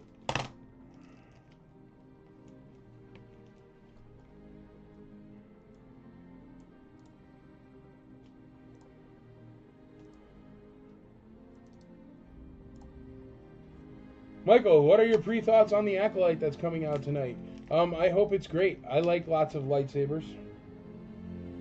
I always try to give anything new Star Wars blind faith that it is Star Wars, and I'm probably going to enjoy it. But here's the thing. I've also watched tons of media in my life. I'm a big media hound. I mean, my wife and I watch everything. I watched some awful Indian movie from India called Monkey Man this morning, I think, and it was terrible. But I'll watch whatever, you know. But I like good stuff too. So, as far as being the type of person that will watch whatever, I sure am more happy when that whatever is Star Wars. You know what I mean? So I'm psyched about that. I think it'll be good. I know a bunch of my friends went and saw it, and a bunch of my friends that are, how do I say this in a nice way, curmudgeons when it comes to new Disney Star Wars stuff. Like, I like most of the new Disney Star Wars stuff, and I also look at it like a TV show. Do you know how many bad episodes of TV shows I've seen? So if there's one bad episode of The Mandalorian, it doesn't really ruin The Mandalorian for me. I mean, there's bad episodes of every show I've ever watched. Congrats, Alex, on the Chris Bunn autograph there. But when it's Star Wars, that makes it better. But anyway, I do have friends that are Star Wars old school curmudgeons, worse than I am, and they really dug it. And I would usually going into it. I mean, we all know politics and views and whatever, you know. But keep that off the IC. I don't care about it. Politics are nonsense. And also, just for the record, in case anybody's under the impression out there, that the politicians also don't care about you on either side. It reminds me of A Bronx Tale. If you've ever seen A Bronx Tale. He goes, "Why are you crying?" And Colosimo goes, the little kid goes, "I'm crying because, Mickey Mantle, he lost. Mickey Mantle lost." And he's like, "Why are you crying for Mickey Mantle?" He goes, "You think Mickey Mantle gives a crap if your father can pay his rent? Do you think Mickey Mantle cares at all about you? Why are you wasting your tears on Mickey Mantle?" So that's the thing I don't understand about politics and why we don't allow it on the IC. Mostly because of my rules. But it's like, dude, just let people do whatever the hell they want. What's your problem? You know? I don't know. Anyway. Well, the reason why I'm talking about that is because certain vintage Star Wars curmudgeons that I know that are friends of mine, that with all the drama that comes out ahead of time on these Star Wars things, I would expect to absolutely hate its guts, have been like, you know what, I'm surprised, it's pretty darn good. So with them saying that, with me knowing them, I'm super fired up. I think it's going to be awesome. So I want to see it. I'm going to watch it at 8 o'clock with you guys right after this. I'm going to be enjoying Taco Tuesday during it. But we're definitely, you're going to pop on Acolyte. I'm super excited. I want to find out what it's about. I want to find out about the story. I want to find out about everything about it. I'm excited. And the more Star Wars, the better. When we stop when we stop appreciating that they make it, then they'll stop making it. Here's the other thing. I really wish that the Star Wars corporate universe would stop trying to blame the fandom before things come out. I really truly believe if you make an awesome show, it doesn't matter what, it's awesome and the people will love it. If you make a bad show, it doesn't matter and the people aren't going to like it. And I don't think that 90% of the time it's a, personal hate thing or something like that. I think that it's just like, well, that was kind of garbage and you should have asked somebody. Do you know what I mean? Like, there's certain things, I don't know. The reason why that ticks me off so much is because it happened with The Last Jedi, okay? Or was it The Last Jedi? What was the one with, like, that everybody was, I didn't even personally like it, where they made Luke like a bum, where he's drinking the blue milk or green milk or whatever.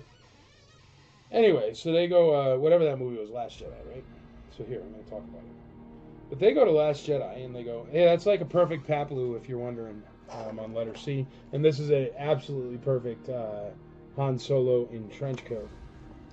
But I think what happens, and now I'm not saying that this is everybody, because there are just jerks out there that just hate on stuff because of whatever political belief they believe someone is actually going to think that, I don't know. Like, they feel like one of the candidates from one of the sides will all of a sudden show up at their house and, like, buy them something, like a car or whatever.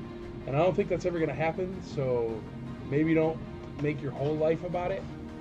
But, I mean, it's crazy. I see people make their lives about it that are like, dude, you're XYZ from this. Why are you preaching? Like, just shut up.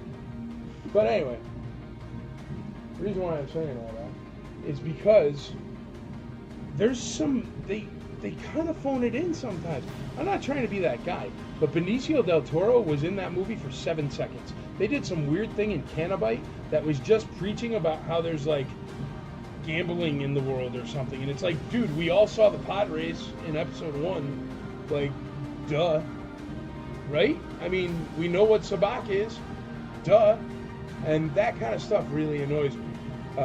Where Benicio del Toro, his entire point of his entire character was him to be on that starship and click the TIE fighter and be like, and then click the X-Wing and be like, see, they're both manufactured by the same companies.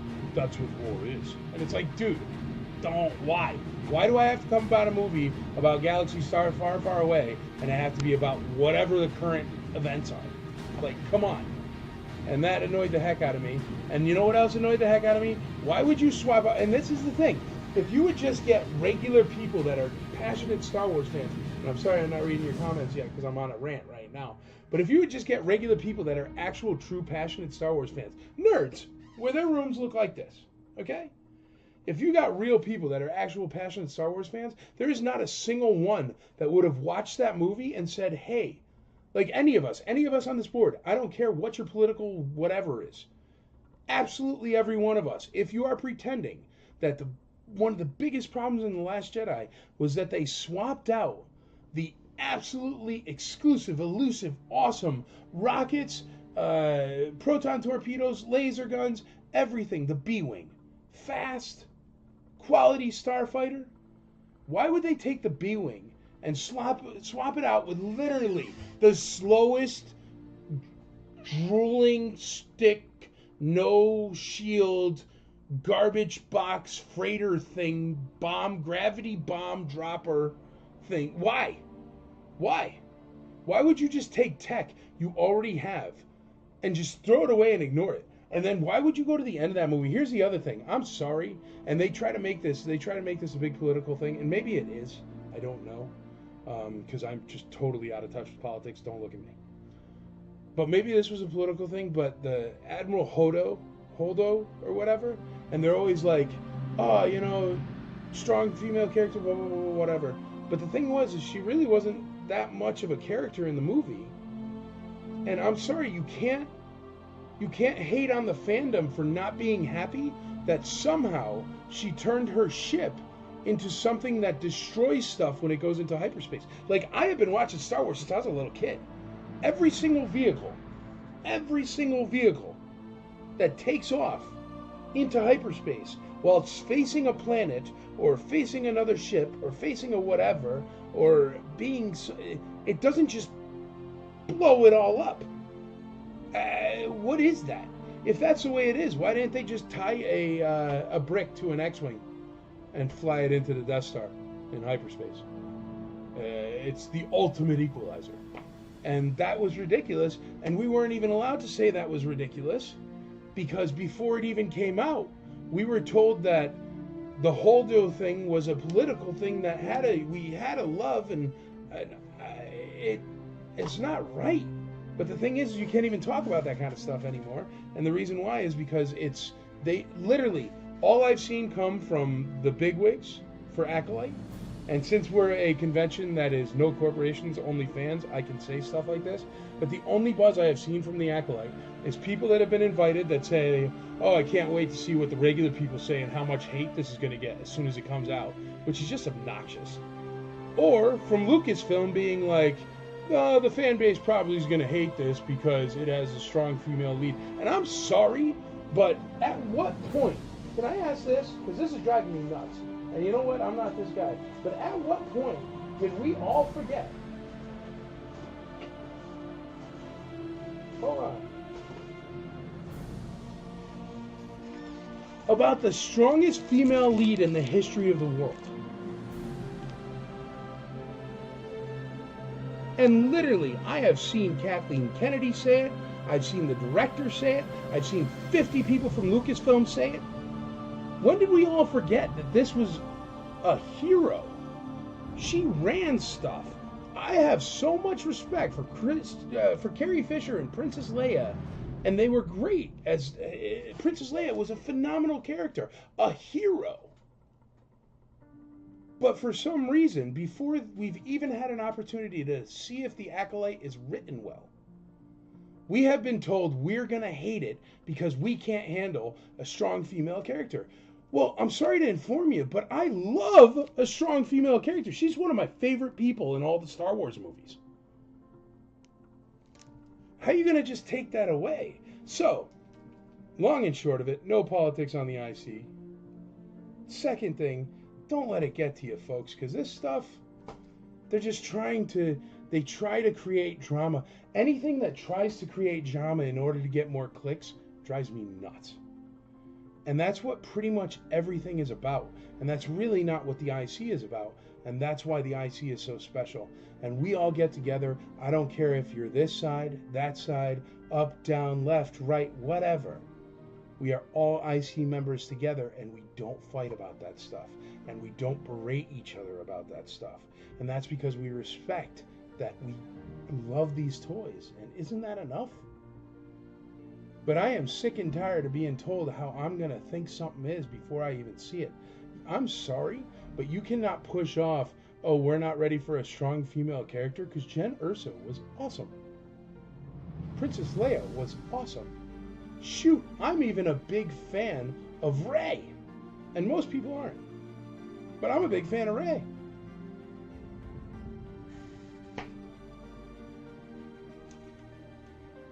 Stop blaming the fans for mediocrity. When you make something mediocre, when you have a show about Boba Fett that you jam down our throats so you can make it come out to take the focus away that you couldn't get the Mandalorian to wear his helmet for the second season. So you had to take a break and shove Boba Fett out there and take my favorite character in the world, who I think Tamara Morrison is great Boba Fett, but take my favorite character in the world and stand him in the middle of 5 bad guys and not have him use his jetpack, which is on his back, is disrespectful to the character of Boba Fett. Whatever the heck those speed racers were on their neon bikes, why do I have to pretend that I like that? Why do I have to pretend that making, I don't know, half robot ninja gangs in Star Wars on, let me ask you this, how do you keep a bike painted that nicely on Tatooine? It's sand. There's wind. So anyway, Now I'm going to read everything that you guys said, and I love you, and these are just personal opinions, and it's nothing political. But what I'm saying is maybe we should stop pointing at everything on this planet, or at least them, these evil corporations, pointing at everything on this planet and saying, you're going to hate this because you are this way. No, I'm going to hate it because you made it crappy, because you took the B-Wing and pretended it didn't exist, and gave us some garbage that no one would ever use that realizes that a B-Wing exists. All that could have happened in The Last Jedi is Rian Johnson did not know that the B-Wing existed. It is the only possible explanation, period. The only possible explanation for what happened with the hyperspeed in The Last Jedi, the only possible explanation is Rian Johnson did not have a good grasp of how hyperspace works. Now, I have spent my childhood and my sleepovers and my phone calls and my whatever and my research and my movie watching and everything learning from get-go to get-go how hyperspace works. I know how it works. As far as the Star Wars universe is concerned, I'm quite aware of how hyperspeed works. You can't just pretend like all of a sudden it can destroy the world's largest Star Destroyer. And, oh, did she make some Holdo maneuvers? That ticks me off so much. And I like that dude. He's in Lord of the Rings, and I like him in, Lost. I thought he was great. The dude that played Charlie in Lost, right?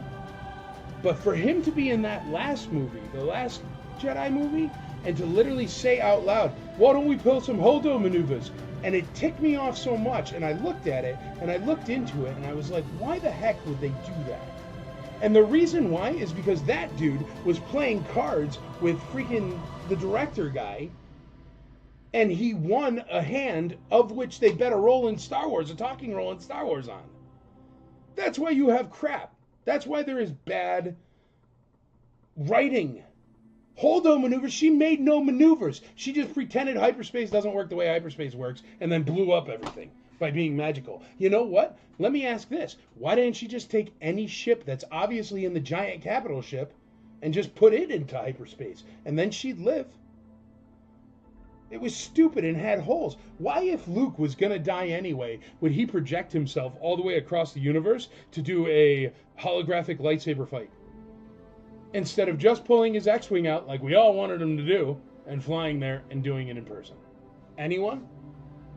And I'll tell you why. It's because of bad writing and because Rian Johnson had no idea how the Force works. That's why we got Frozen flying Princess Leia, because he read it in a book that came with the... Did you ever see that? When they're like, he was getting grief for that, and they're like, well, people just don't like it because people don't understand. But that was in a Star Wars book, so it's canon. Do you know the Star Wars book it was in? It was in, like, the Jedi Training Chronicles book or whatever that came in that toy that you put in the card and it goes, and the book comes out, which is neat and all, but it was a book written for a toy. Don't base a blockbuster summer Star Wars movie on it, idiot. Like, can I get something from Kevin J. Anderson? Timothy Zahn, maybe? But no, just make all that not canon, make some silly whatever you want just so you can jam it in. I bet you J.J. Abrams was sitting there when they killed Snoke and was like, dude, what did you do? That was my whole character arc. Are you kidding? When he just killed him for no reason. Who's Snoke? Does anybody out there know who Snoke is? No. Nonsense.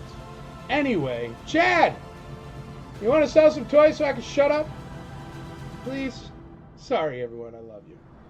I'm going to bring Chad out here. No, boy. Let me read your stuff real quick. I'm sorry. Monkey Man, I did not enjoy. There were some okay fight scenes. Monkey Man, it was weird because he knew how to knife fight after he only punched a bag of rice for a montage. He should have had knife fighting in his montage, and I would believe it. Here, I'm just reading their stuff. I'm sorry. So refreshing to hear that opinion 100% comes to the shows. There have been low points. Yeah, absolutely. I love new Star Wars content. When does it take place? 8 o'clock tonight is Acolyte. I have yet to see one fan-made film that compares to what's come out in the past 25 years. People have forgotten between 85. Yeah, we had absolutely nothing. Well, we did have Timothy Zahn and Heir to the Empire and stuff. But I absolutely love new Star Wars. I'll always watch it. Don't get me wrong. But I think we should be allowed to make regular opinions. And I also think people that just bash stuff because of their political views or whatever are idiots. I mean, sorry, but like, make your own opinion. That's like the only freedom we have left in this world is our opinions, folks. Don't just give those away. Cleans better with fewer sheets. Charmin Ultra Strong. Get an 8-piece bucket for just $10. Sabine is actually a great mechanic. Andrew, Sabine is awesome. Yeah. Rebels, great. 100 years pre A New Hope, I think. Yep. Yeah, and I like that. Old Republic. I'm all about it. Cool stuff. C&D at C&D. That's the thing. They are trying to make it hard to make. Yeah, I don't know what that is. Yeah, but you can't even say Kathleen Kennedy destroyed Star Wars. Kathleen Kennedy is just like everybody else. I'm sorry, but everybody else who's a multi-bazillionaire is completely out of touch with reality. If you guys don't realize that. And that's fine. I mean, I'd be out of touch with reality too if I was constantly on my yacht in like Mykonos. Like, how are you going to know what it's like on 43rd Street? You know? Obviously not. But, yeah, I don't know. See, yes, you like seeing me nerd out. I am real nerd. I used to have a podcast. I've done like 3 podcasts. I don't really get around to it. People do say I should do it. People did like the other podcasts. I don't know. I'm so busy. Underlying things may be opposed by some, but all Star Wars. But the female aspect. But that's the thing. The female aspect has been a base of Star Wars since the dawn of Star Wars. You can't pretend Princess Leia didn't exist. You know what I mean? And she was, for the 70s, just imagine how groundbreaking the character of Princess Leia was. She carried a gun. She did stuff. She has a battle poncho and battle helmet. She's riding speeder bikes. And are you kidding? That is so out of the realm of 70s think for a leading lady. And she did it. So stop marginalizing her like she didn't. Didn't these people see it? I mean, you should have. It should have been a rule. Yeah, Rian Johnson just did not. He can say till he's blue in the face that he's been a Star Wars fan for a billion years. You know what? There's different kinds of Star Wars fans. It's okay to say, I like Star Wars. I've got a Stormtrooper t-shirt. Totally cool. And I appreciate you, and that's great. And every person that wants to enjoy the hobby, whatever way they want to enjoy it, wonderful. But do not let a guy direct that would definitely lose a trivia contest with me and any 10 people from the IC sitting in a bar. Definitely would lose a Star Wars trivia contest. Rian Johnson would definitely lose a Star Wars trivia contest. That's a problem. The CW Biker Gang was completely insane. It came out of freaking nowhere. And that was Boba Fett. And I love Boba Fett. Do you know how bad Boba Fett had to be for me to complain at all about Boba Fett? Plus, I'm sorry, I get that Tamara Morrison is super famous and cool. And I get that Din Djarin is super famous and cool. Put your helmet on. It's the part. I've seen more of Boba Fett's face in the past 20 years than I've seen in my entire first 20 years of life.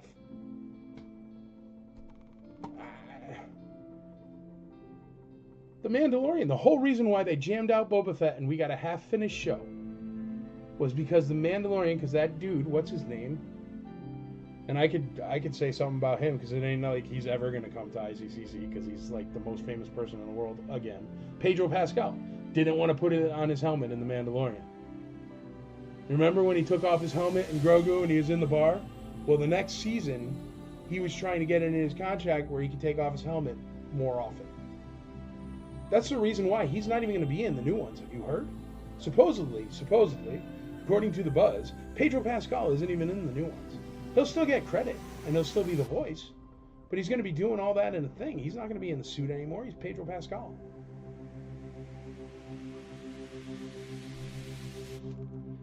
I don't know. But because there was a contract dispute, because The Last Jedi was so bad, they stopped the bleeding by making Solo come out early, and they short-sighted Solo, and Solo was awesome. I enjoyed Solo. Solo would have been perfect if you gave it the extra 6 months it was supposed to have.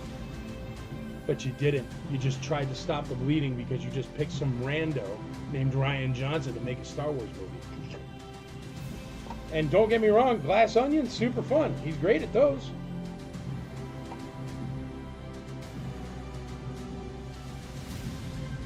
I don't know, they made Boba look so weak, it ruined the character. Totally. Dude, there is no reason Boba Fett's surrounded by people and can't use a jetpack. Ever. Wholesome story, no kind of agenda. That's the other thing I heard about Acolyte. There were people complaining on Twitter. It's so PG. You know what? Star Wars is supposed to be PG, man. If you want to watch porn, go watch porn. Please. Just, why is it all got to be porn? Boba show, yeah. I was so excited for Boba. Obi-Wan show was the worst in my opinion. Obi-Wan show was really slow, but it had 2 good Darth Vader scenes, so everybody lets it get a pass. But Obi-Wan was slow. How long did he sit there and cut salmon? It was insane. Slow cutting salmon in the desert. That's what I want to watch. Yeah, she was very confrontational. The more you tighten your grip, the more star systems will slip through your fingers. Leia was no joke. Yeah. Ripley. Solo movie should have been a Lando movie. Hopefully they come out with another one. I think that he did great as Lando, and I think that Alan Emmerich did great as Solo. I thought Solo was fun. But they just kind of like, they're like, oh, here. And they're like, oh, well, Solo didn't work right because it was, a male character and blah, blah, blah. Solo didn't work right because you released it 6 months before it was supposed to be released because everybody was bashing you so hard about what you did in The Last Jedi. And the thing is, I'm a Luke Skywalker hater. You guys all know this. I think he crashes everything. I don't even think he was that essential to the original Star Wars movies. I think R2 could have handled it without him. And I think Luke is super duper whiny. That's just the way I've always been about the character of Luke Skywalker. But still, when they turned him into a bum on an island that was a jerk, that was so wrong. I mean, do you know how many people watching this right now, Luke is their hero character. You don't take a hero character and, turn him into a bum. Why? Why would you do that? In what world did that seem smart? In what world did it seem smart to give Luke Skywalker his lightsaber and him throw it over his shoulder? How did that make it past editing? How did that make it through? Because lightsabers are respected. I mean, it's his father's lightsaber. I mean, he saved the world with it, the galaxy with it. And he's like, oh no, I'm through with that. I live on this now, and I can pole vault. Ugh. That was garbage. Everybody knew it, and we weren't even allowed to say it was garbage. All right, Chad, I'm leaving. I'm shutting up. Everyone, I'm sorry. I love you very much. I'm shutting up. Chad's going to come in and sell you some toys, and then I'll be back in 5 minutes. Thanks. Started off or wherever.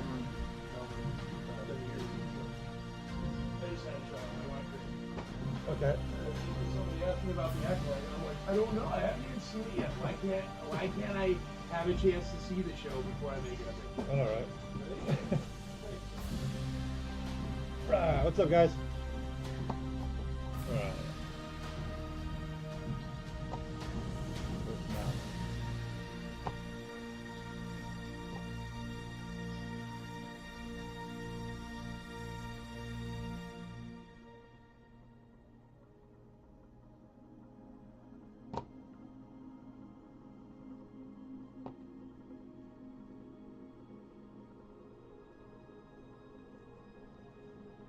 The mouse stopped working.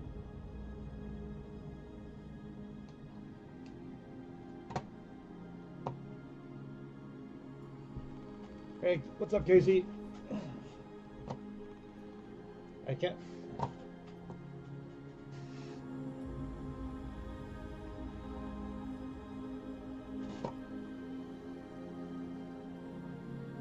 Okay, here it is. I found the mouse. All right, mouse is working again. All right, let's see where we're at. What it looks like we're at. A's at 26 for the 4-alarm. B's at 27. C is at 78 for the complete Ewok. Looks like D is at 58.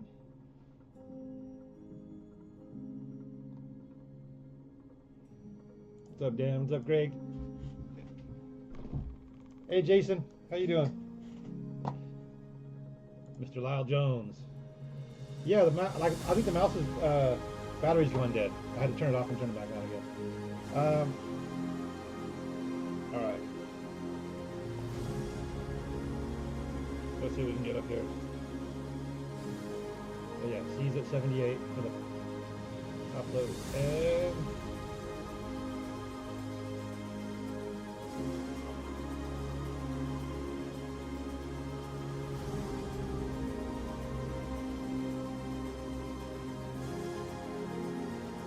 E is, oh, there is no E. Let's put that on the E real quick. Are they still doing autograph?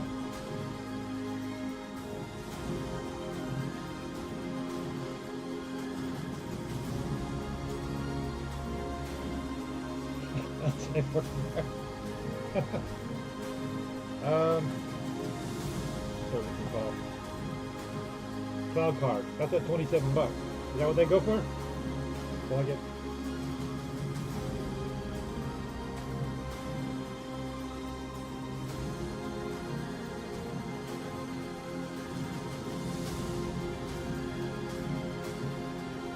So age of 26. These are super loud.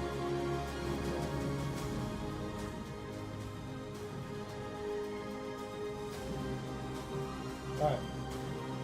What do you guys need? What figures are you looking for?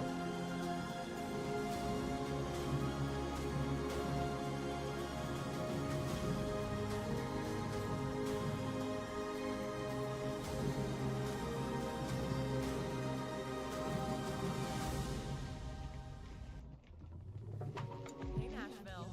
Google Fiber is expanding in your area, and we're bringing gigabit internet with no data caps, no hidden fees, and all the award-winning customer service. Find out if your address is eligible at Stormtroopers. fiber.google.com. Okay, let me see if I can find a stormtrooper. Check out these deals of the week at Walgreens. Deals of the week from Walgreens. There we go. Stormtrooper.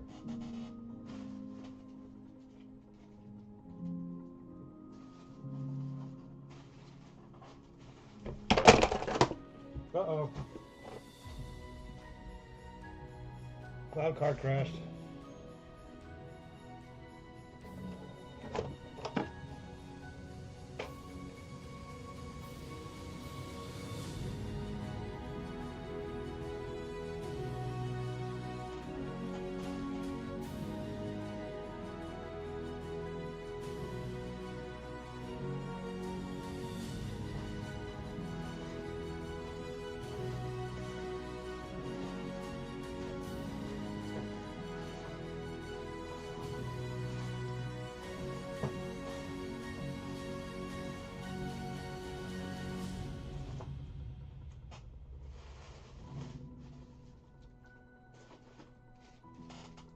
I got one of these. There's a carded one over here. I don't know when he's putting that one up. Alright, let's call oh,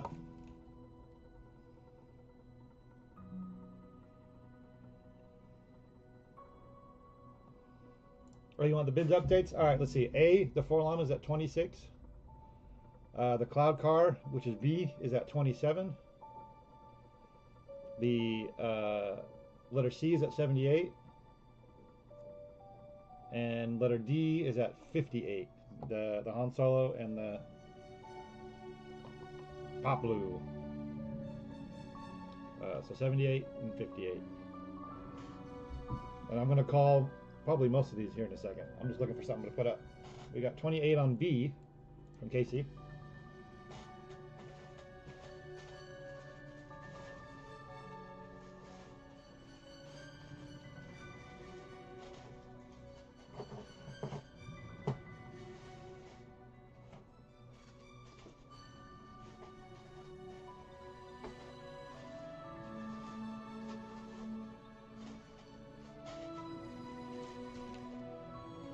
So let's call, I guess A. Looks like A hasn't got anything in a while. The Forlom.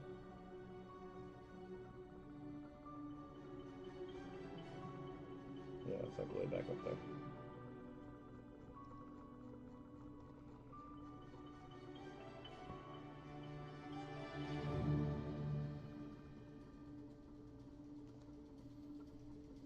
cloud car B is at 28. Is that cheap for a cloud car? I've never seen Mike like that. Sure, Andrew. All right, starting over. We got we got Forlom. A is at 26 with Jay Miller. B is at 26 with Casey. Or 28, I'm sorry. B's at 28, my bad. With Casey. C is at 78 with Arthur Liu. And D is at 58 with looks like from Lyle Jones.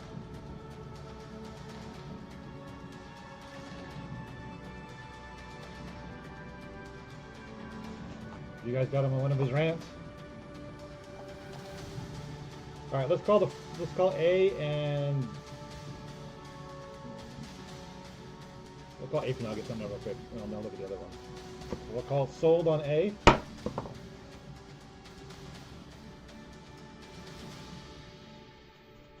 can't see the clock thingy.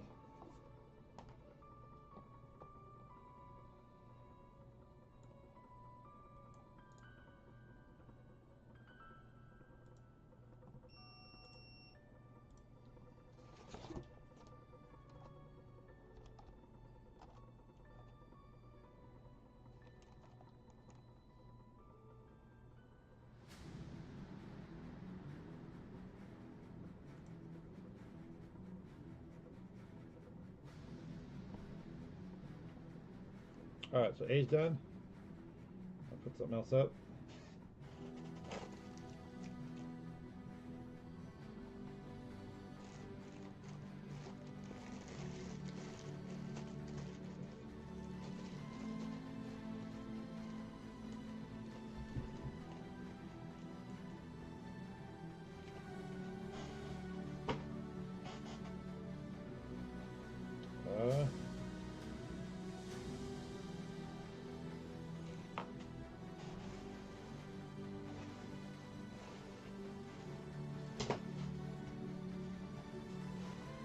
The only stormtrooper I saw was the biker scout.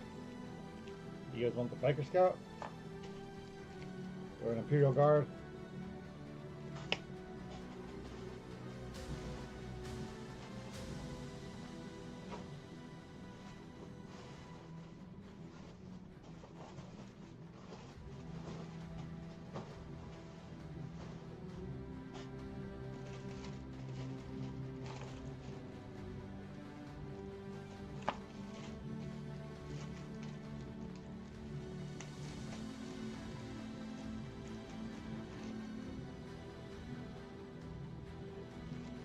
We'll put the Imperial Guard up on A.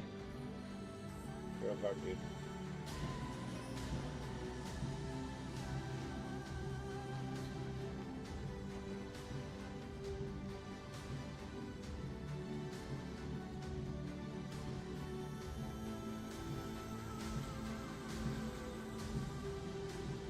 Then get his arm. Oh.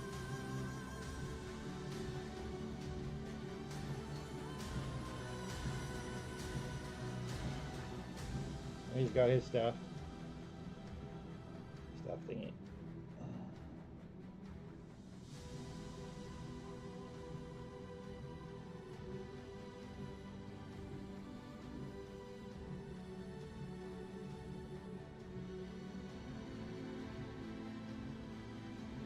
That will be letter A.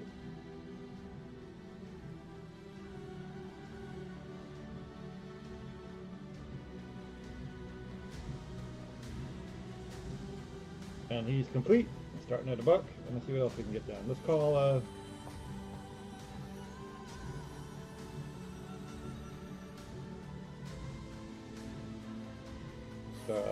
I guess we can call the rest of it. Shoot, it's been up for a while. Let's see.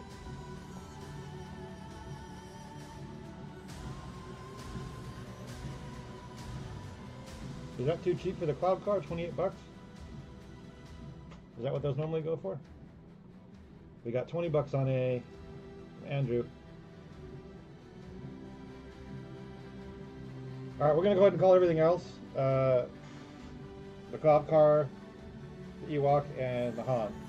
So that would be B, C, and D. We're gonna call all three of them right now. So get your last bids in for B, C, and D, which are going to be sold.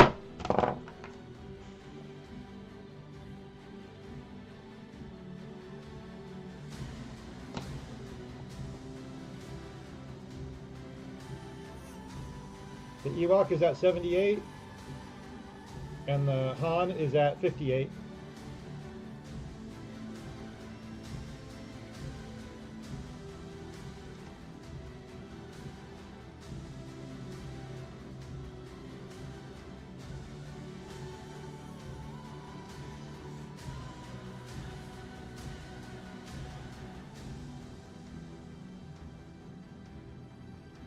Alright, those are all good.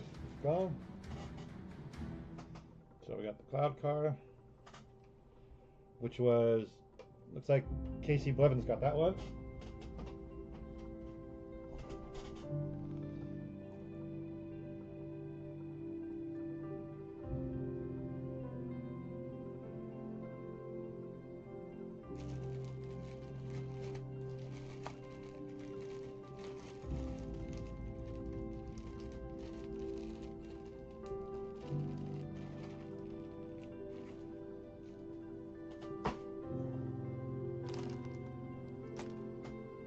Oh wait, this was going, that was, oh, wrong one, right? This was the bag.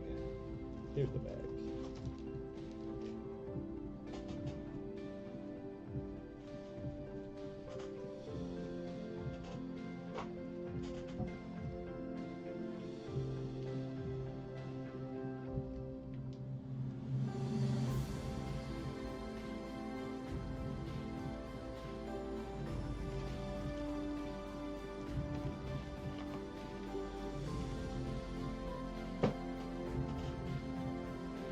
Alright, what else you guys want?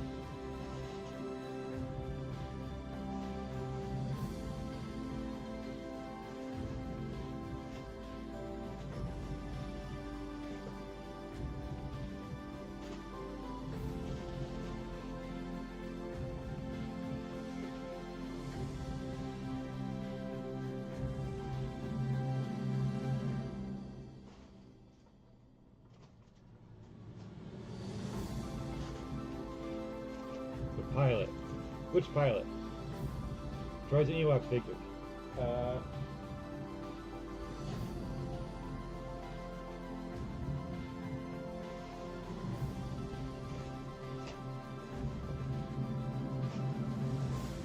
World Peace? I'm working on that one. That one's coming soon.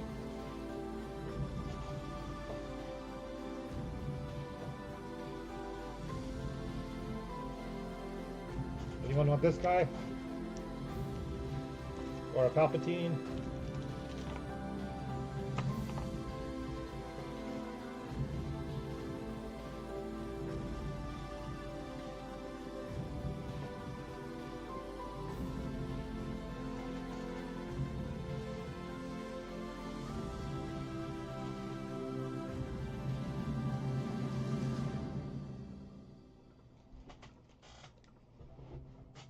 Troopers. This thing?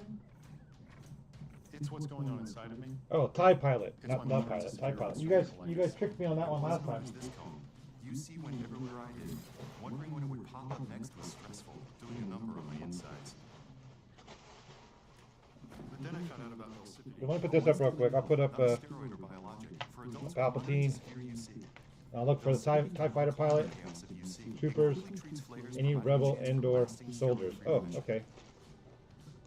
Don't take Velcipity if you've had a heart attack, chest pain, stroke or mini stroke, heart failure in the last 6 There's months, Palpatine. regular or abnormal heartbeat. Velcipity may cause serious side effects including infections that can be fatal, slow heart rate, liver problems, increased blood pressure, macular edema, certain types of skin cancer, swelling and narrowing of the brain's blood vessels, or shortness Come of on, breath. Zoom. Tell your doctor Okay. if you are pregnant or plan to be. If conventional therapy like 5-ASAs or steroids aren't working for you, ask your gastroenterologist about Velcipity. Velcipity, help calm the chaos of UC. This Sunday, it all goes down in the ring. And he's got his cane. Stream the stunning SmackDown live. A Kira Wi-Fi throwdown. I have Google Fiber. Oh yeah, G-Fiber.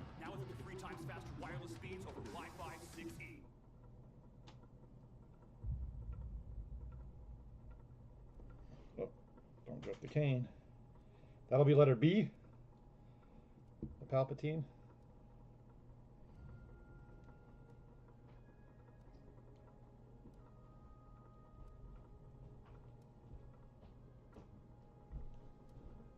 If I can get his cane in his hand.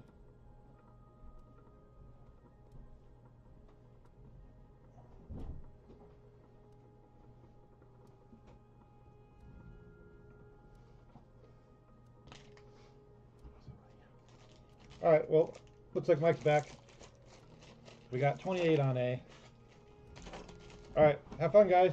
I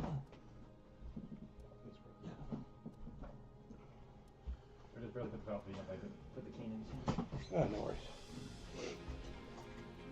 Hey, everybody.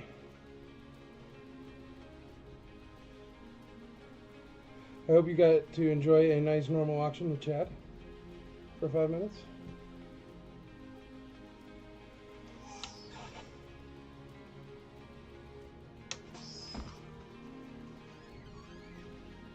How is Palpatine's nose? Great.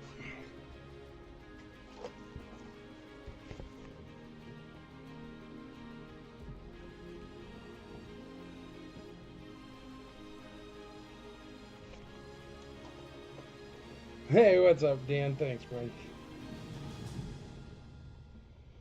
That'll be. Well, you can tell Chad was here. Chewbacca's going up. Chewie's Chad's favorite, so he always picks Chewie.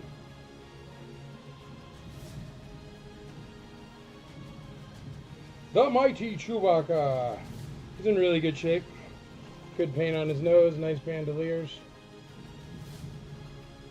Great shape, Chewie.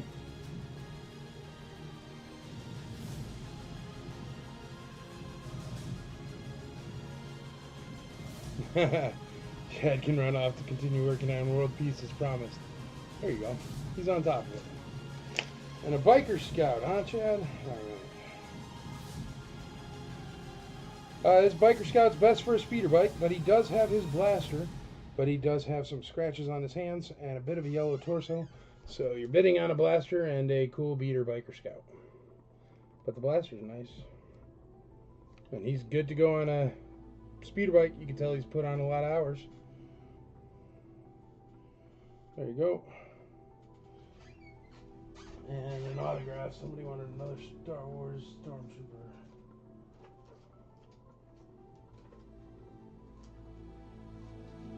Yeah, this one's really cool.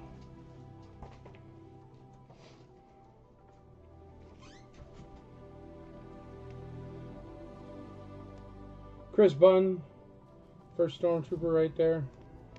Autographed right on him, very cool.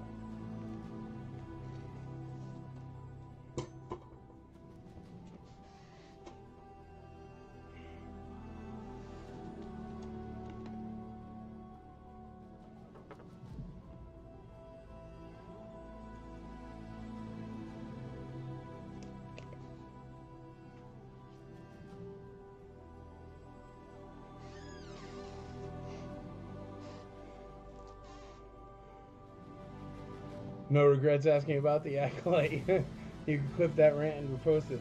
Go for it, bro. I mean, I don't know. I'll always shoot you straight if you ask me straight up. I try to stay out of stuff like that because I think, you know, if you like it, you like it. If you don't like it, you don't like it. That's fine.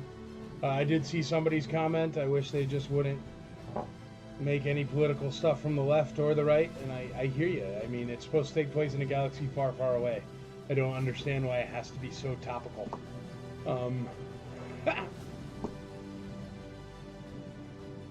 D15. I actually enjoyed the rant. I found it interesting and enlightening as well as entertaining. Well, there you go. Thanks, brother. Appreciate it.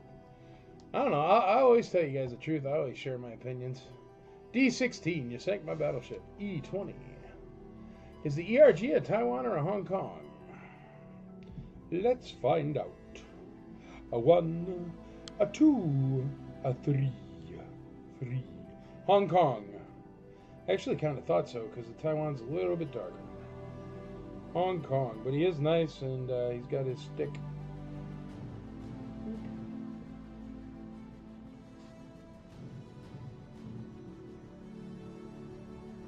Yeah, people that want to will see politics wherever they look, for sure.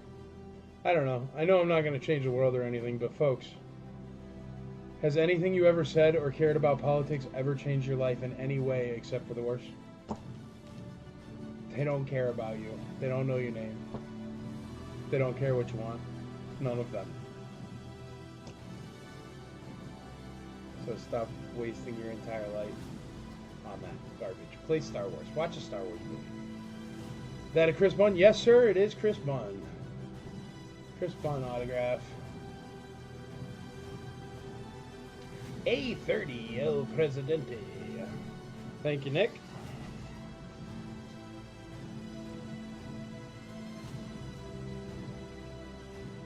Alrighty, let's run through it. El Presidente's in the lead on the ERG at $30. Toby Black's in the lead on the Emperor at $18.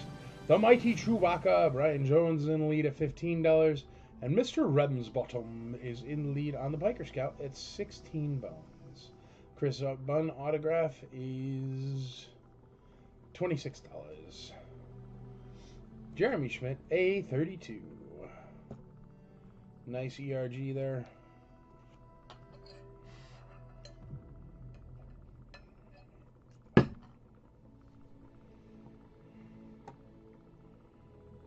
More Star Wars.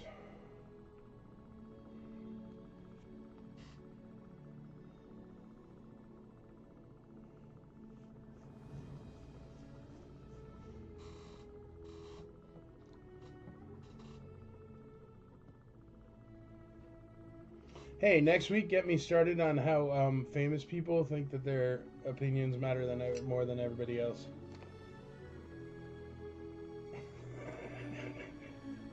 No, don't do that. A40. Yeah, Chewy on your Good Morning Post today. I did have a Chewy on my Good Morning Post. Don't worry, none of the figures you see are from my Good Morning Posts. I have a basket by my back door that is filled with fun figures and dinosaurs and rubber duckies and random stuff. And that's where I come up with my morning pictures. So always check that out.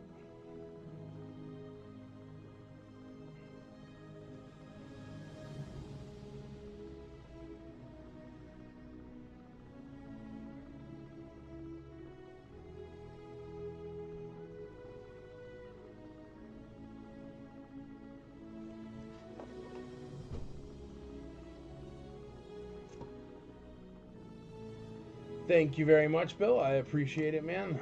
I love taking them. Been doing those for years and years and years. Many years. But yeah, I love Star Wars. I can't wait for the Acolyte. You know, I may even end like 10 minutes early or 15 minutes early so Andrea has enough time to... Andrea, how long do tacos take? We really do eat tacos on Tuesday here. Because I don't want to have to wait and then everybody be like tweeting about it or whatever.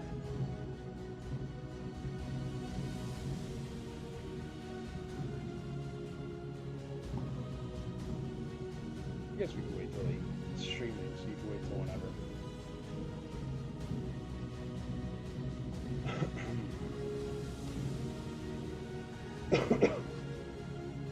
We can get a hand shot first, but we can actually only get a hand-only shot.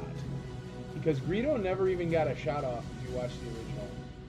But yes, absolutely, Casey Blevins, I will do that. I don't know if I have a Greedo downstairs, I must.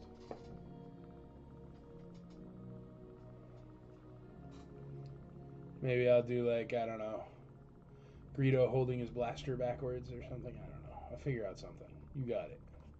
You got it. Okay, Lando? I don't know what that means, babe. $20 on D, Robert Goodman.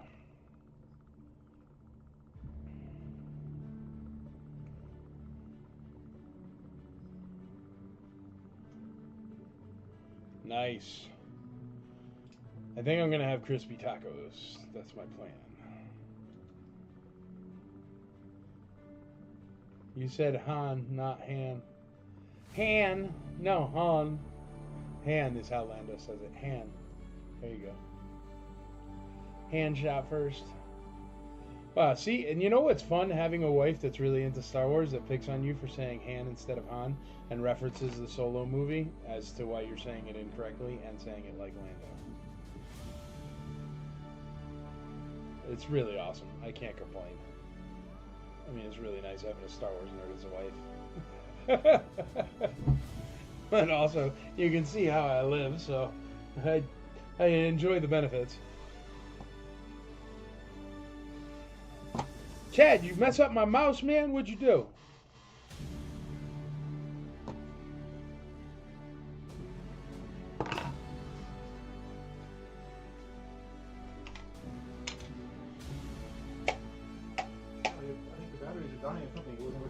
Yeah. I know you're in here putting gum in it and stuff, and candy bars and ice cream everywhere. I'm sure it'll work. It's because mice, for some reason, nowadays have to light up. Who's that helping?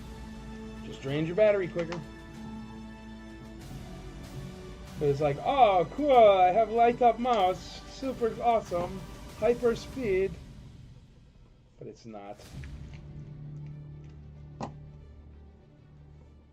Yeah, I have no mouse. That's weird.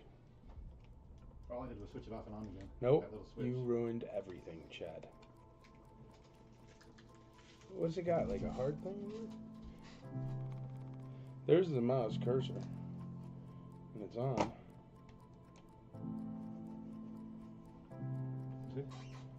See? Hold on, everybody, my mouse isn't working.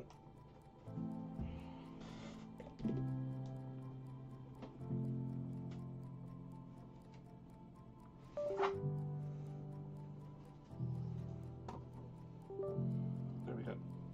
Yeah, I'd unplug it. He said the battery was dead. He called HR. Nice. Yeah, it works now. Yeah, okay.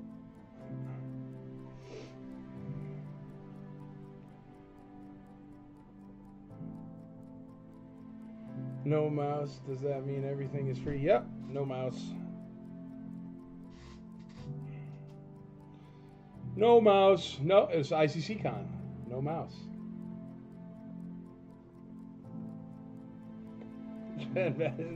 That's Chad's top job description. You didn't know? Testing 9 volts with his tongue. It's top part of the job description. I used to have to do it. He licks all the envelopes too for the badges. When the badges go out, he licks all the envelopes. Good evening, Dan Miller. E at $28 on E. All right, let's run through them again. The ERG Complete is at $40. The Emperor is only at $18. Chewbacca's only at $15. Isn't the Chewbacca Bowcaster like $20? Biker Scout Complete is at $20, and the Chris Bunn Autograph is at $28.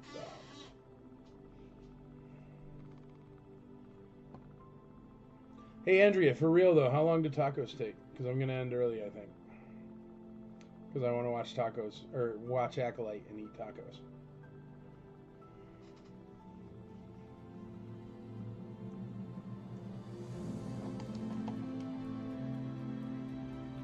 E30, $30 on E. Yeah. Oh no, E was at 28. There you go. E at 30. Taco Light. There you go. Taco Tuesday with Taco Light. I like it. Star Wars Taco Light, brought to you by Old El Paso. 20 minutes for tacos. All right, I am ending at 7:40. Just so y'all know. It's a bit early, bit often. The Biker Scout is at $20. $20 with Mr. Robert Goodman. So yes, I'm ending at 7:40. So I can watch tacos. Hey, is anybody interested in this thing? Check this out.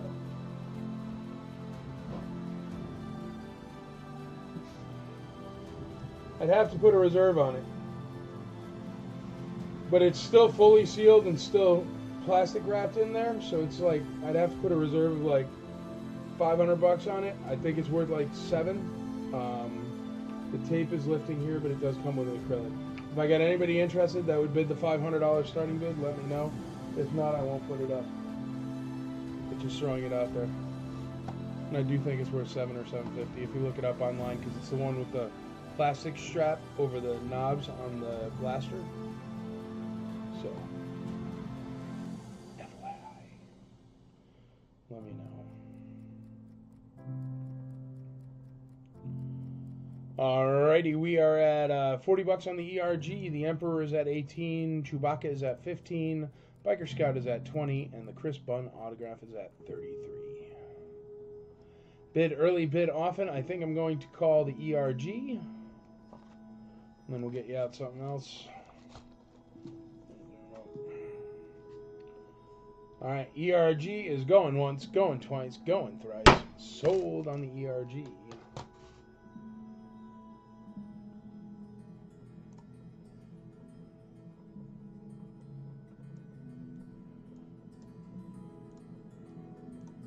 Andrew Grind, did you see how I'm putting everybody's name and how much they want it for and everything in the cut and paste now?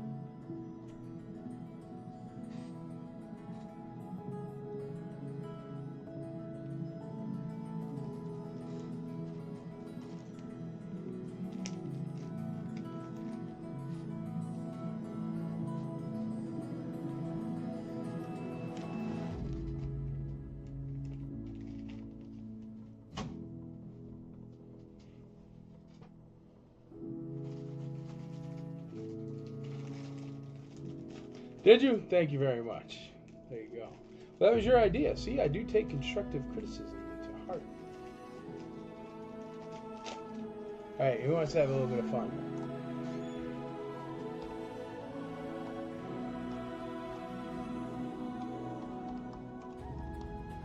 Adam Chitwood, this one goes out to you.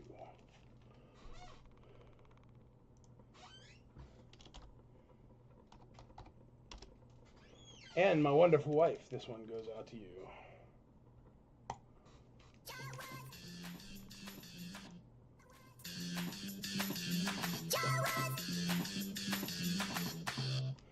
My 18 was supposed to be on Chewy.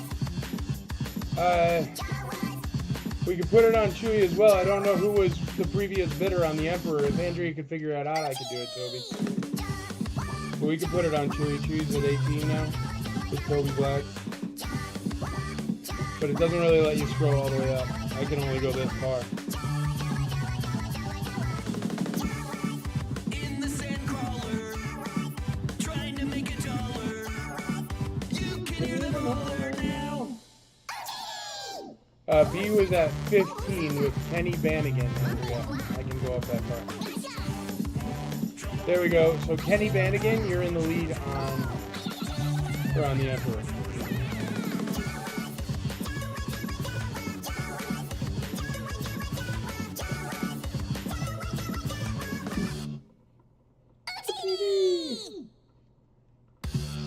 There's a Jawa. I'll tell you if he's got any special colors on him. Whoa! Everyone, are you prepared? Because there is a new Jawa song by Party Grip. So I've never heard this before. You've never heard this before? At least not from me. Standard color stitches. A little teeny tiny tear right there in the cloak. Does have his blaster. Nice paint. So anyway, like I just said, brand new song by Party Grip for the Jawa. Andrea, there's a new Jawa song. Ready? Boogie Jawa, boogie Jawa, boogie boogie Jawa, boogie Jawa, boogie boogie Jawa, boogie Jawa, boogie boogie boogie boogie boogie boogie boogie Jawa in the sand crawler, placing up the androids, trying to make a dollar out among the womp rats that scavenge all day. When the sun goes down, it's time to party in the middle of the midnight desert. They dance in the moonlight heat. Jawas are cheating, eeny meeny. When it's time to party, they shout. It's a hard song to sing, but it's funny.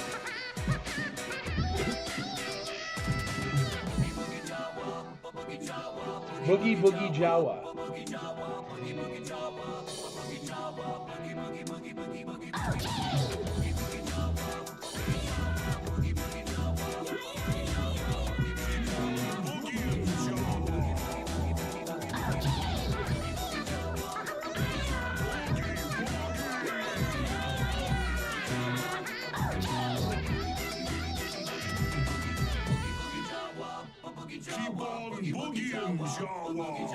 Keep on boogieing, Jawa. Keep on boogieing, Jawa. Rex is not a fan, babe? That's funny. Yeah, let's run that one back. That could be.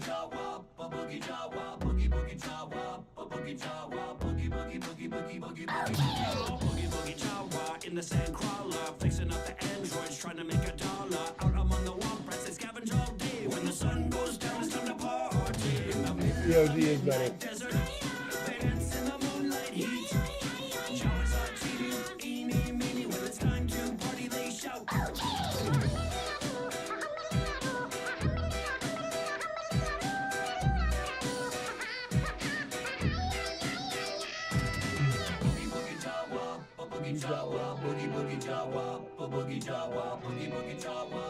The Boogie Jawa is at $40 with Robert Goodman.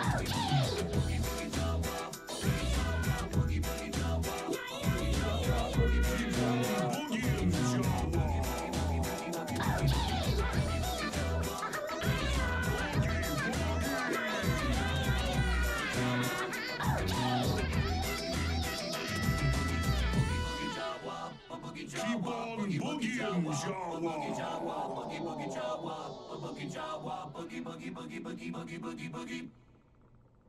That is cool. Chewbacca, the mighty Chewbacca is at $20. Lyle Jones, $20 straight. Oh, JD! Yeah, I do like this one better. The Monster Mash. It's a graveyard smash. I remember being at a Halloween party when I was a little kid, and they played that song over and over and over. You know, it was the first party I ever was at where it was just weird. You know, I was like, not either. In the sand crawler, trying to make $1. You can hear them holler now. $25 on Chewy. Wow.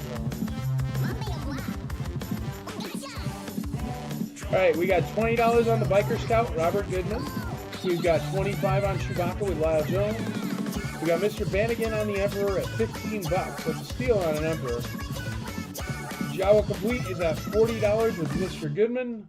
And Casey Blevins is in the lead on the Chris Bond autograph at $33. Jawa, Jawa, Jawa, Jawas.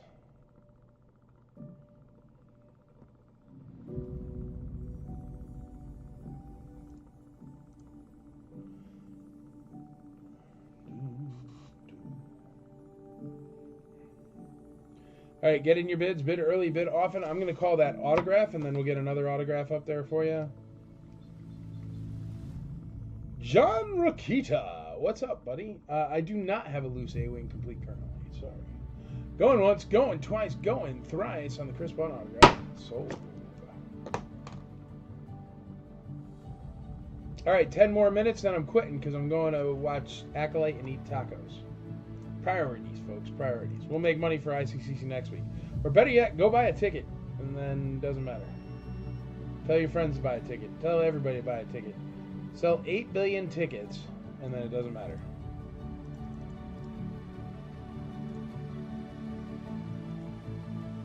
Please write a number 2 on it. You got it. Dang, I couldn't hit send on that for some reason.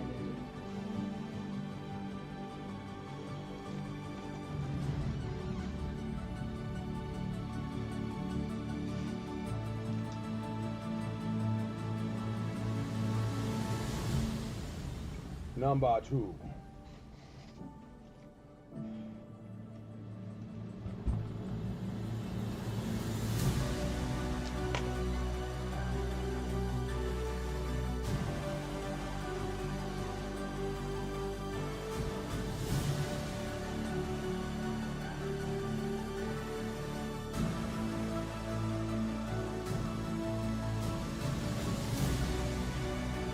All right, David Santana, who actually, if you follow him, he's actually just gotten like a big role in some movie in Japan.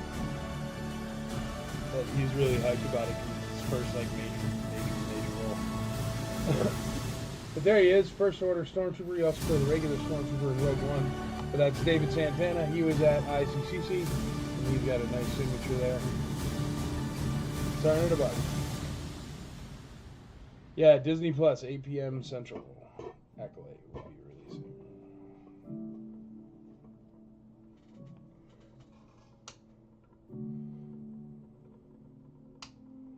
Starting at $1 with Santana there.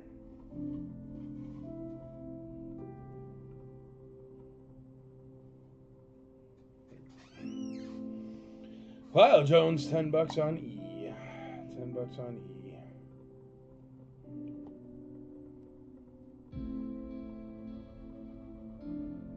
Did I miss anything? Nope. You missed me rant about all Star Wars stuff in general. And how they should give us a chance to watch it before they say we're going to hate it. And then when we say we don't like certain things, they should kind of listen to us, since we're the fans. Whatever. Yeah, for sure, dude. 8 o'clock, man. That's why, yeah, we're going to... I don't know, man. Maybe this is the one, John.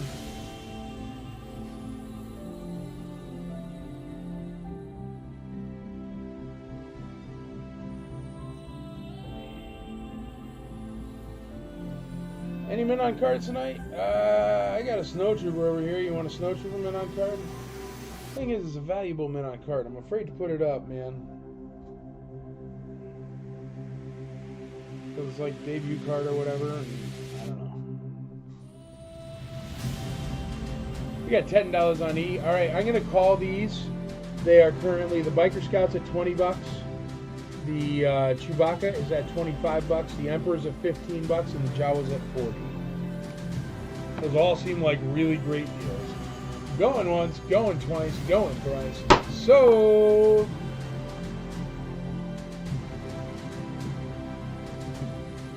David Santana autographs only at $10.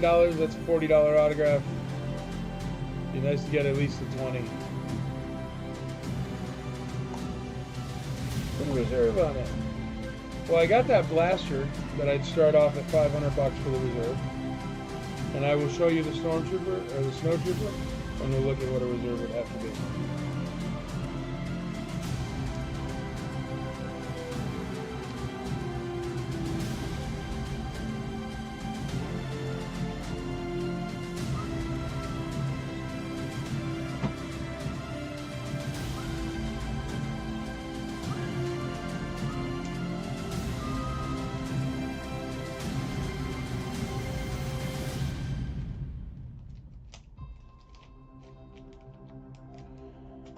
I also hate putting reserves on things because if only one person bids, then the reserve doesn't matter unless you make the reserve the actual retail price, and then what's the point of an auction?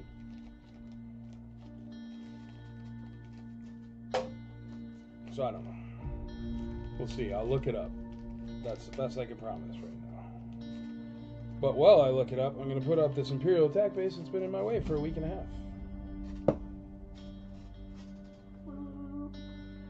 The awesome Imperial attack base, by far my favorite playset in real life. I had this one in my grandma's house when I was a little kid. I still have my original in my collection from when I was a little kid. This one is very nice, white, complete.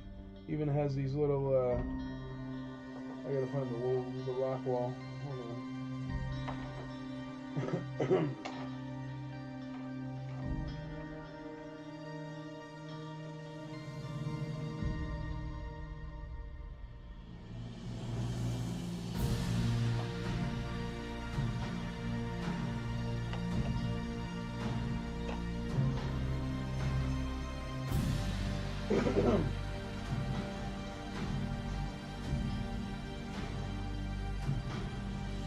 Hey, if anybody wants a removable rocket Boba Fett, I've had a couple offers, but all the offers have been trades and stuff like that.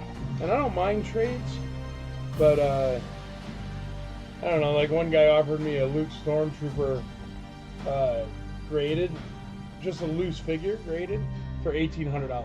So I'll do trades if they're realistic prices, like if you can find them on eBay sold. But if not, I'm really, because I have an extra, so I have two extras. I have one with a rocket and one without a rocket. So I am actively trying to sell a removable rocket Boba Fett. If anybody is keen, now's the time to make offers at me, because I am keen on getting rid of it. I had it up for $6,900. They got 40 likes or whatever. I had two people offer me first 79 set plus $2,000, and then another guy offered me a Luke Stormtrooper plus $5,000. I'd like to be around $6,500 minimum, but if you go look it up, it's a $7,000, $8,000 figure. So if anybody's watching right now that's into removable rocket Lily Letty Boba Fett's, you'd already know what it is. But I am looking to sell one, so I'm motivated if you want to trade stuff. I'd even trade for like a handful of last 17 or whatever. This is really nice shape. It is completely complete. Imperial attack base, starting at $1. And I will look up that snowtrooper right now for you.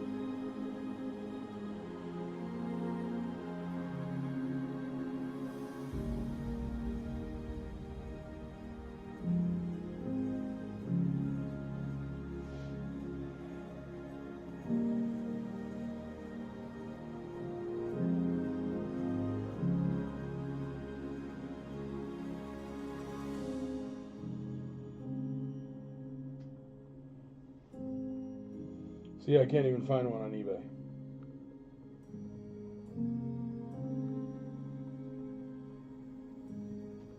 That's the problem, because it's a 45 back. It's hard to find. That's why it's tough to sell it on an auction. Kind of got to take your time.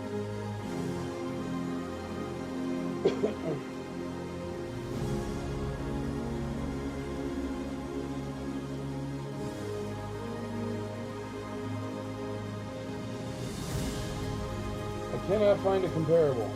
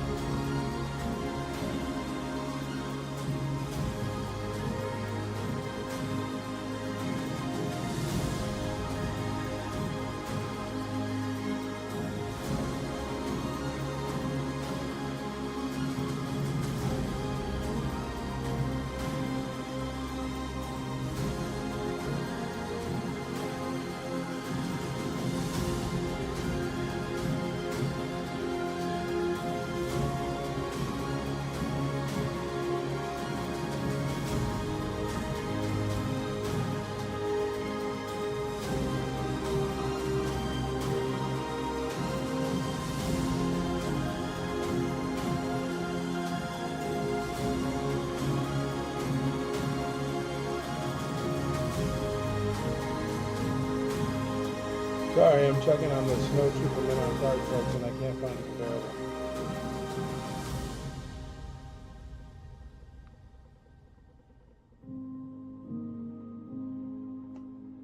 There's one. Sold deal made. Gorgeous example. USB Stormtrooper Min on card. That one's got a yellow bubble. Alright, so this one's sold. on the IC Auction House. It's the only comparable I can find. He did turn down the 525. So he said no deal. I'd say we were getting close. It's only been up for a few hours on 525. So I will put it up, but I'm going to put the price at 525. That's the starting price on it. I'm going to call it David Santana.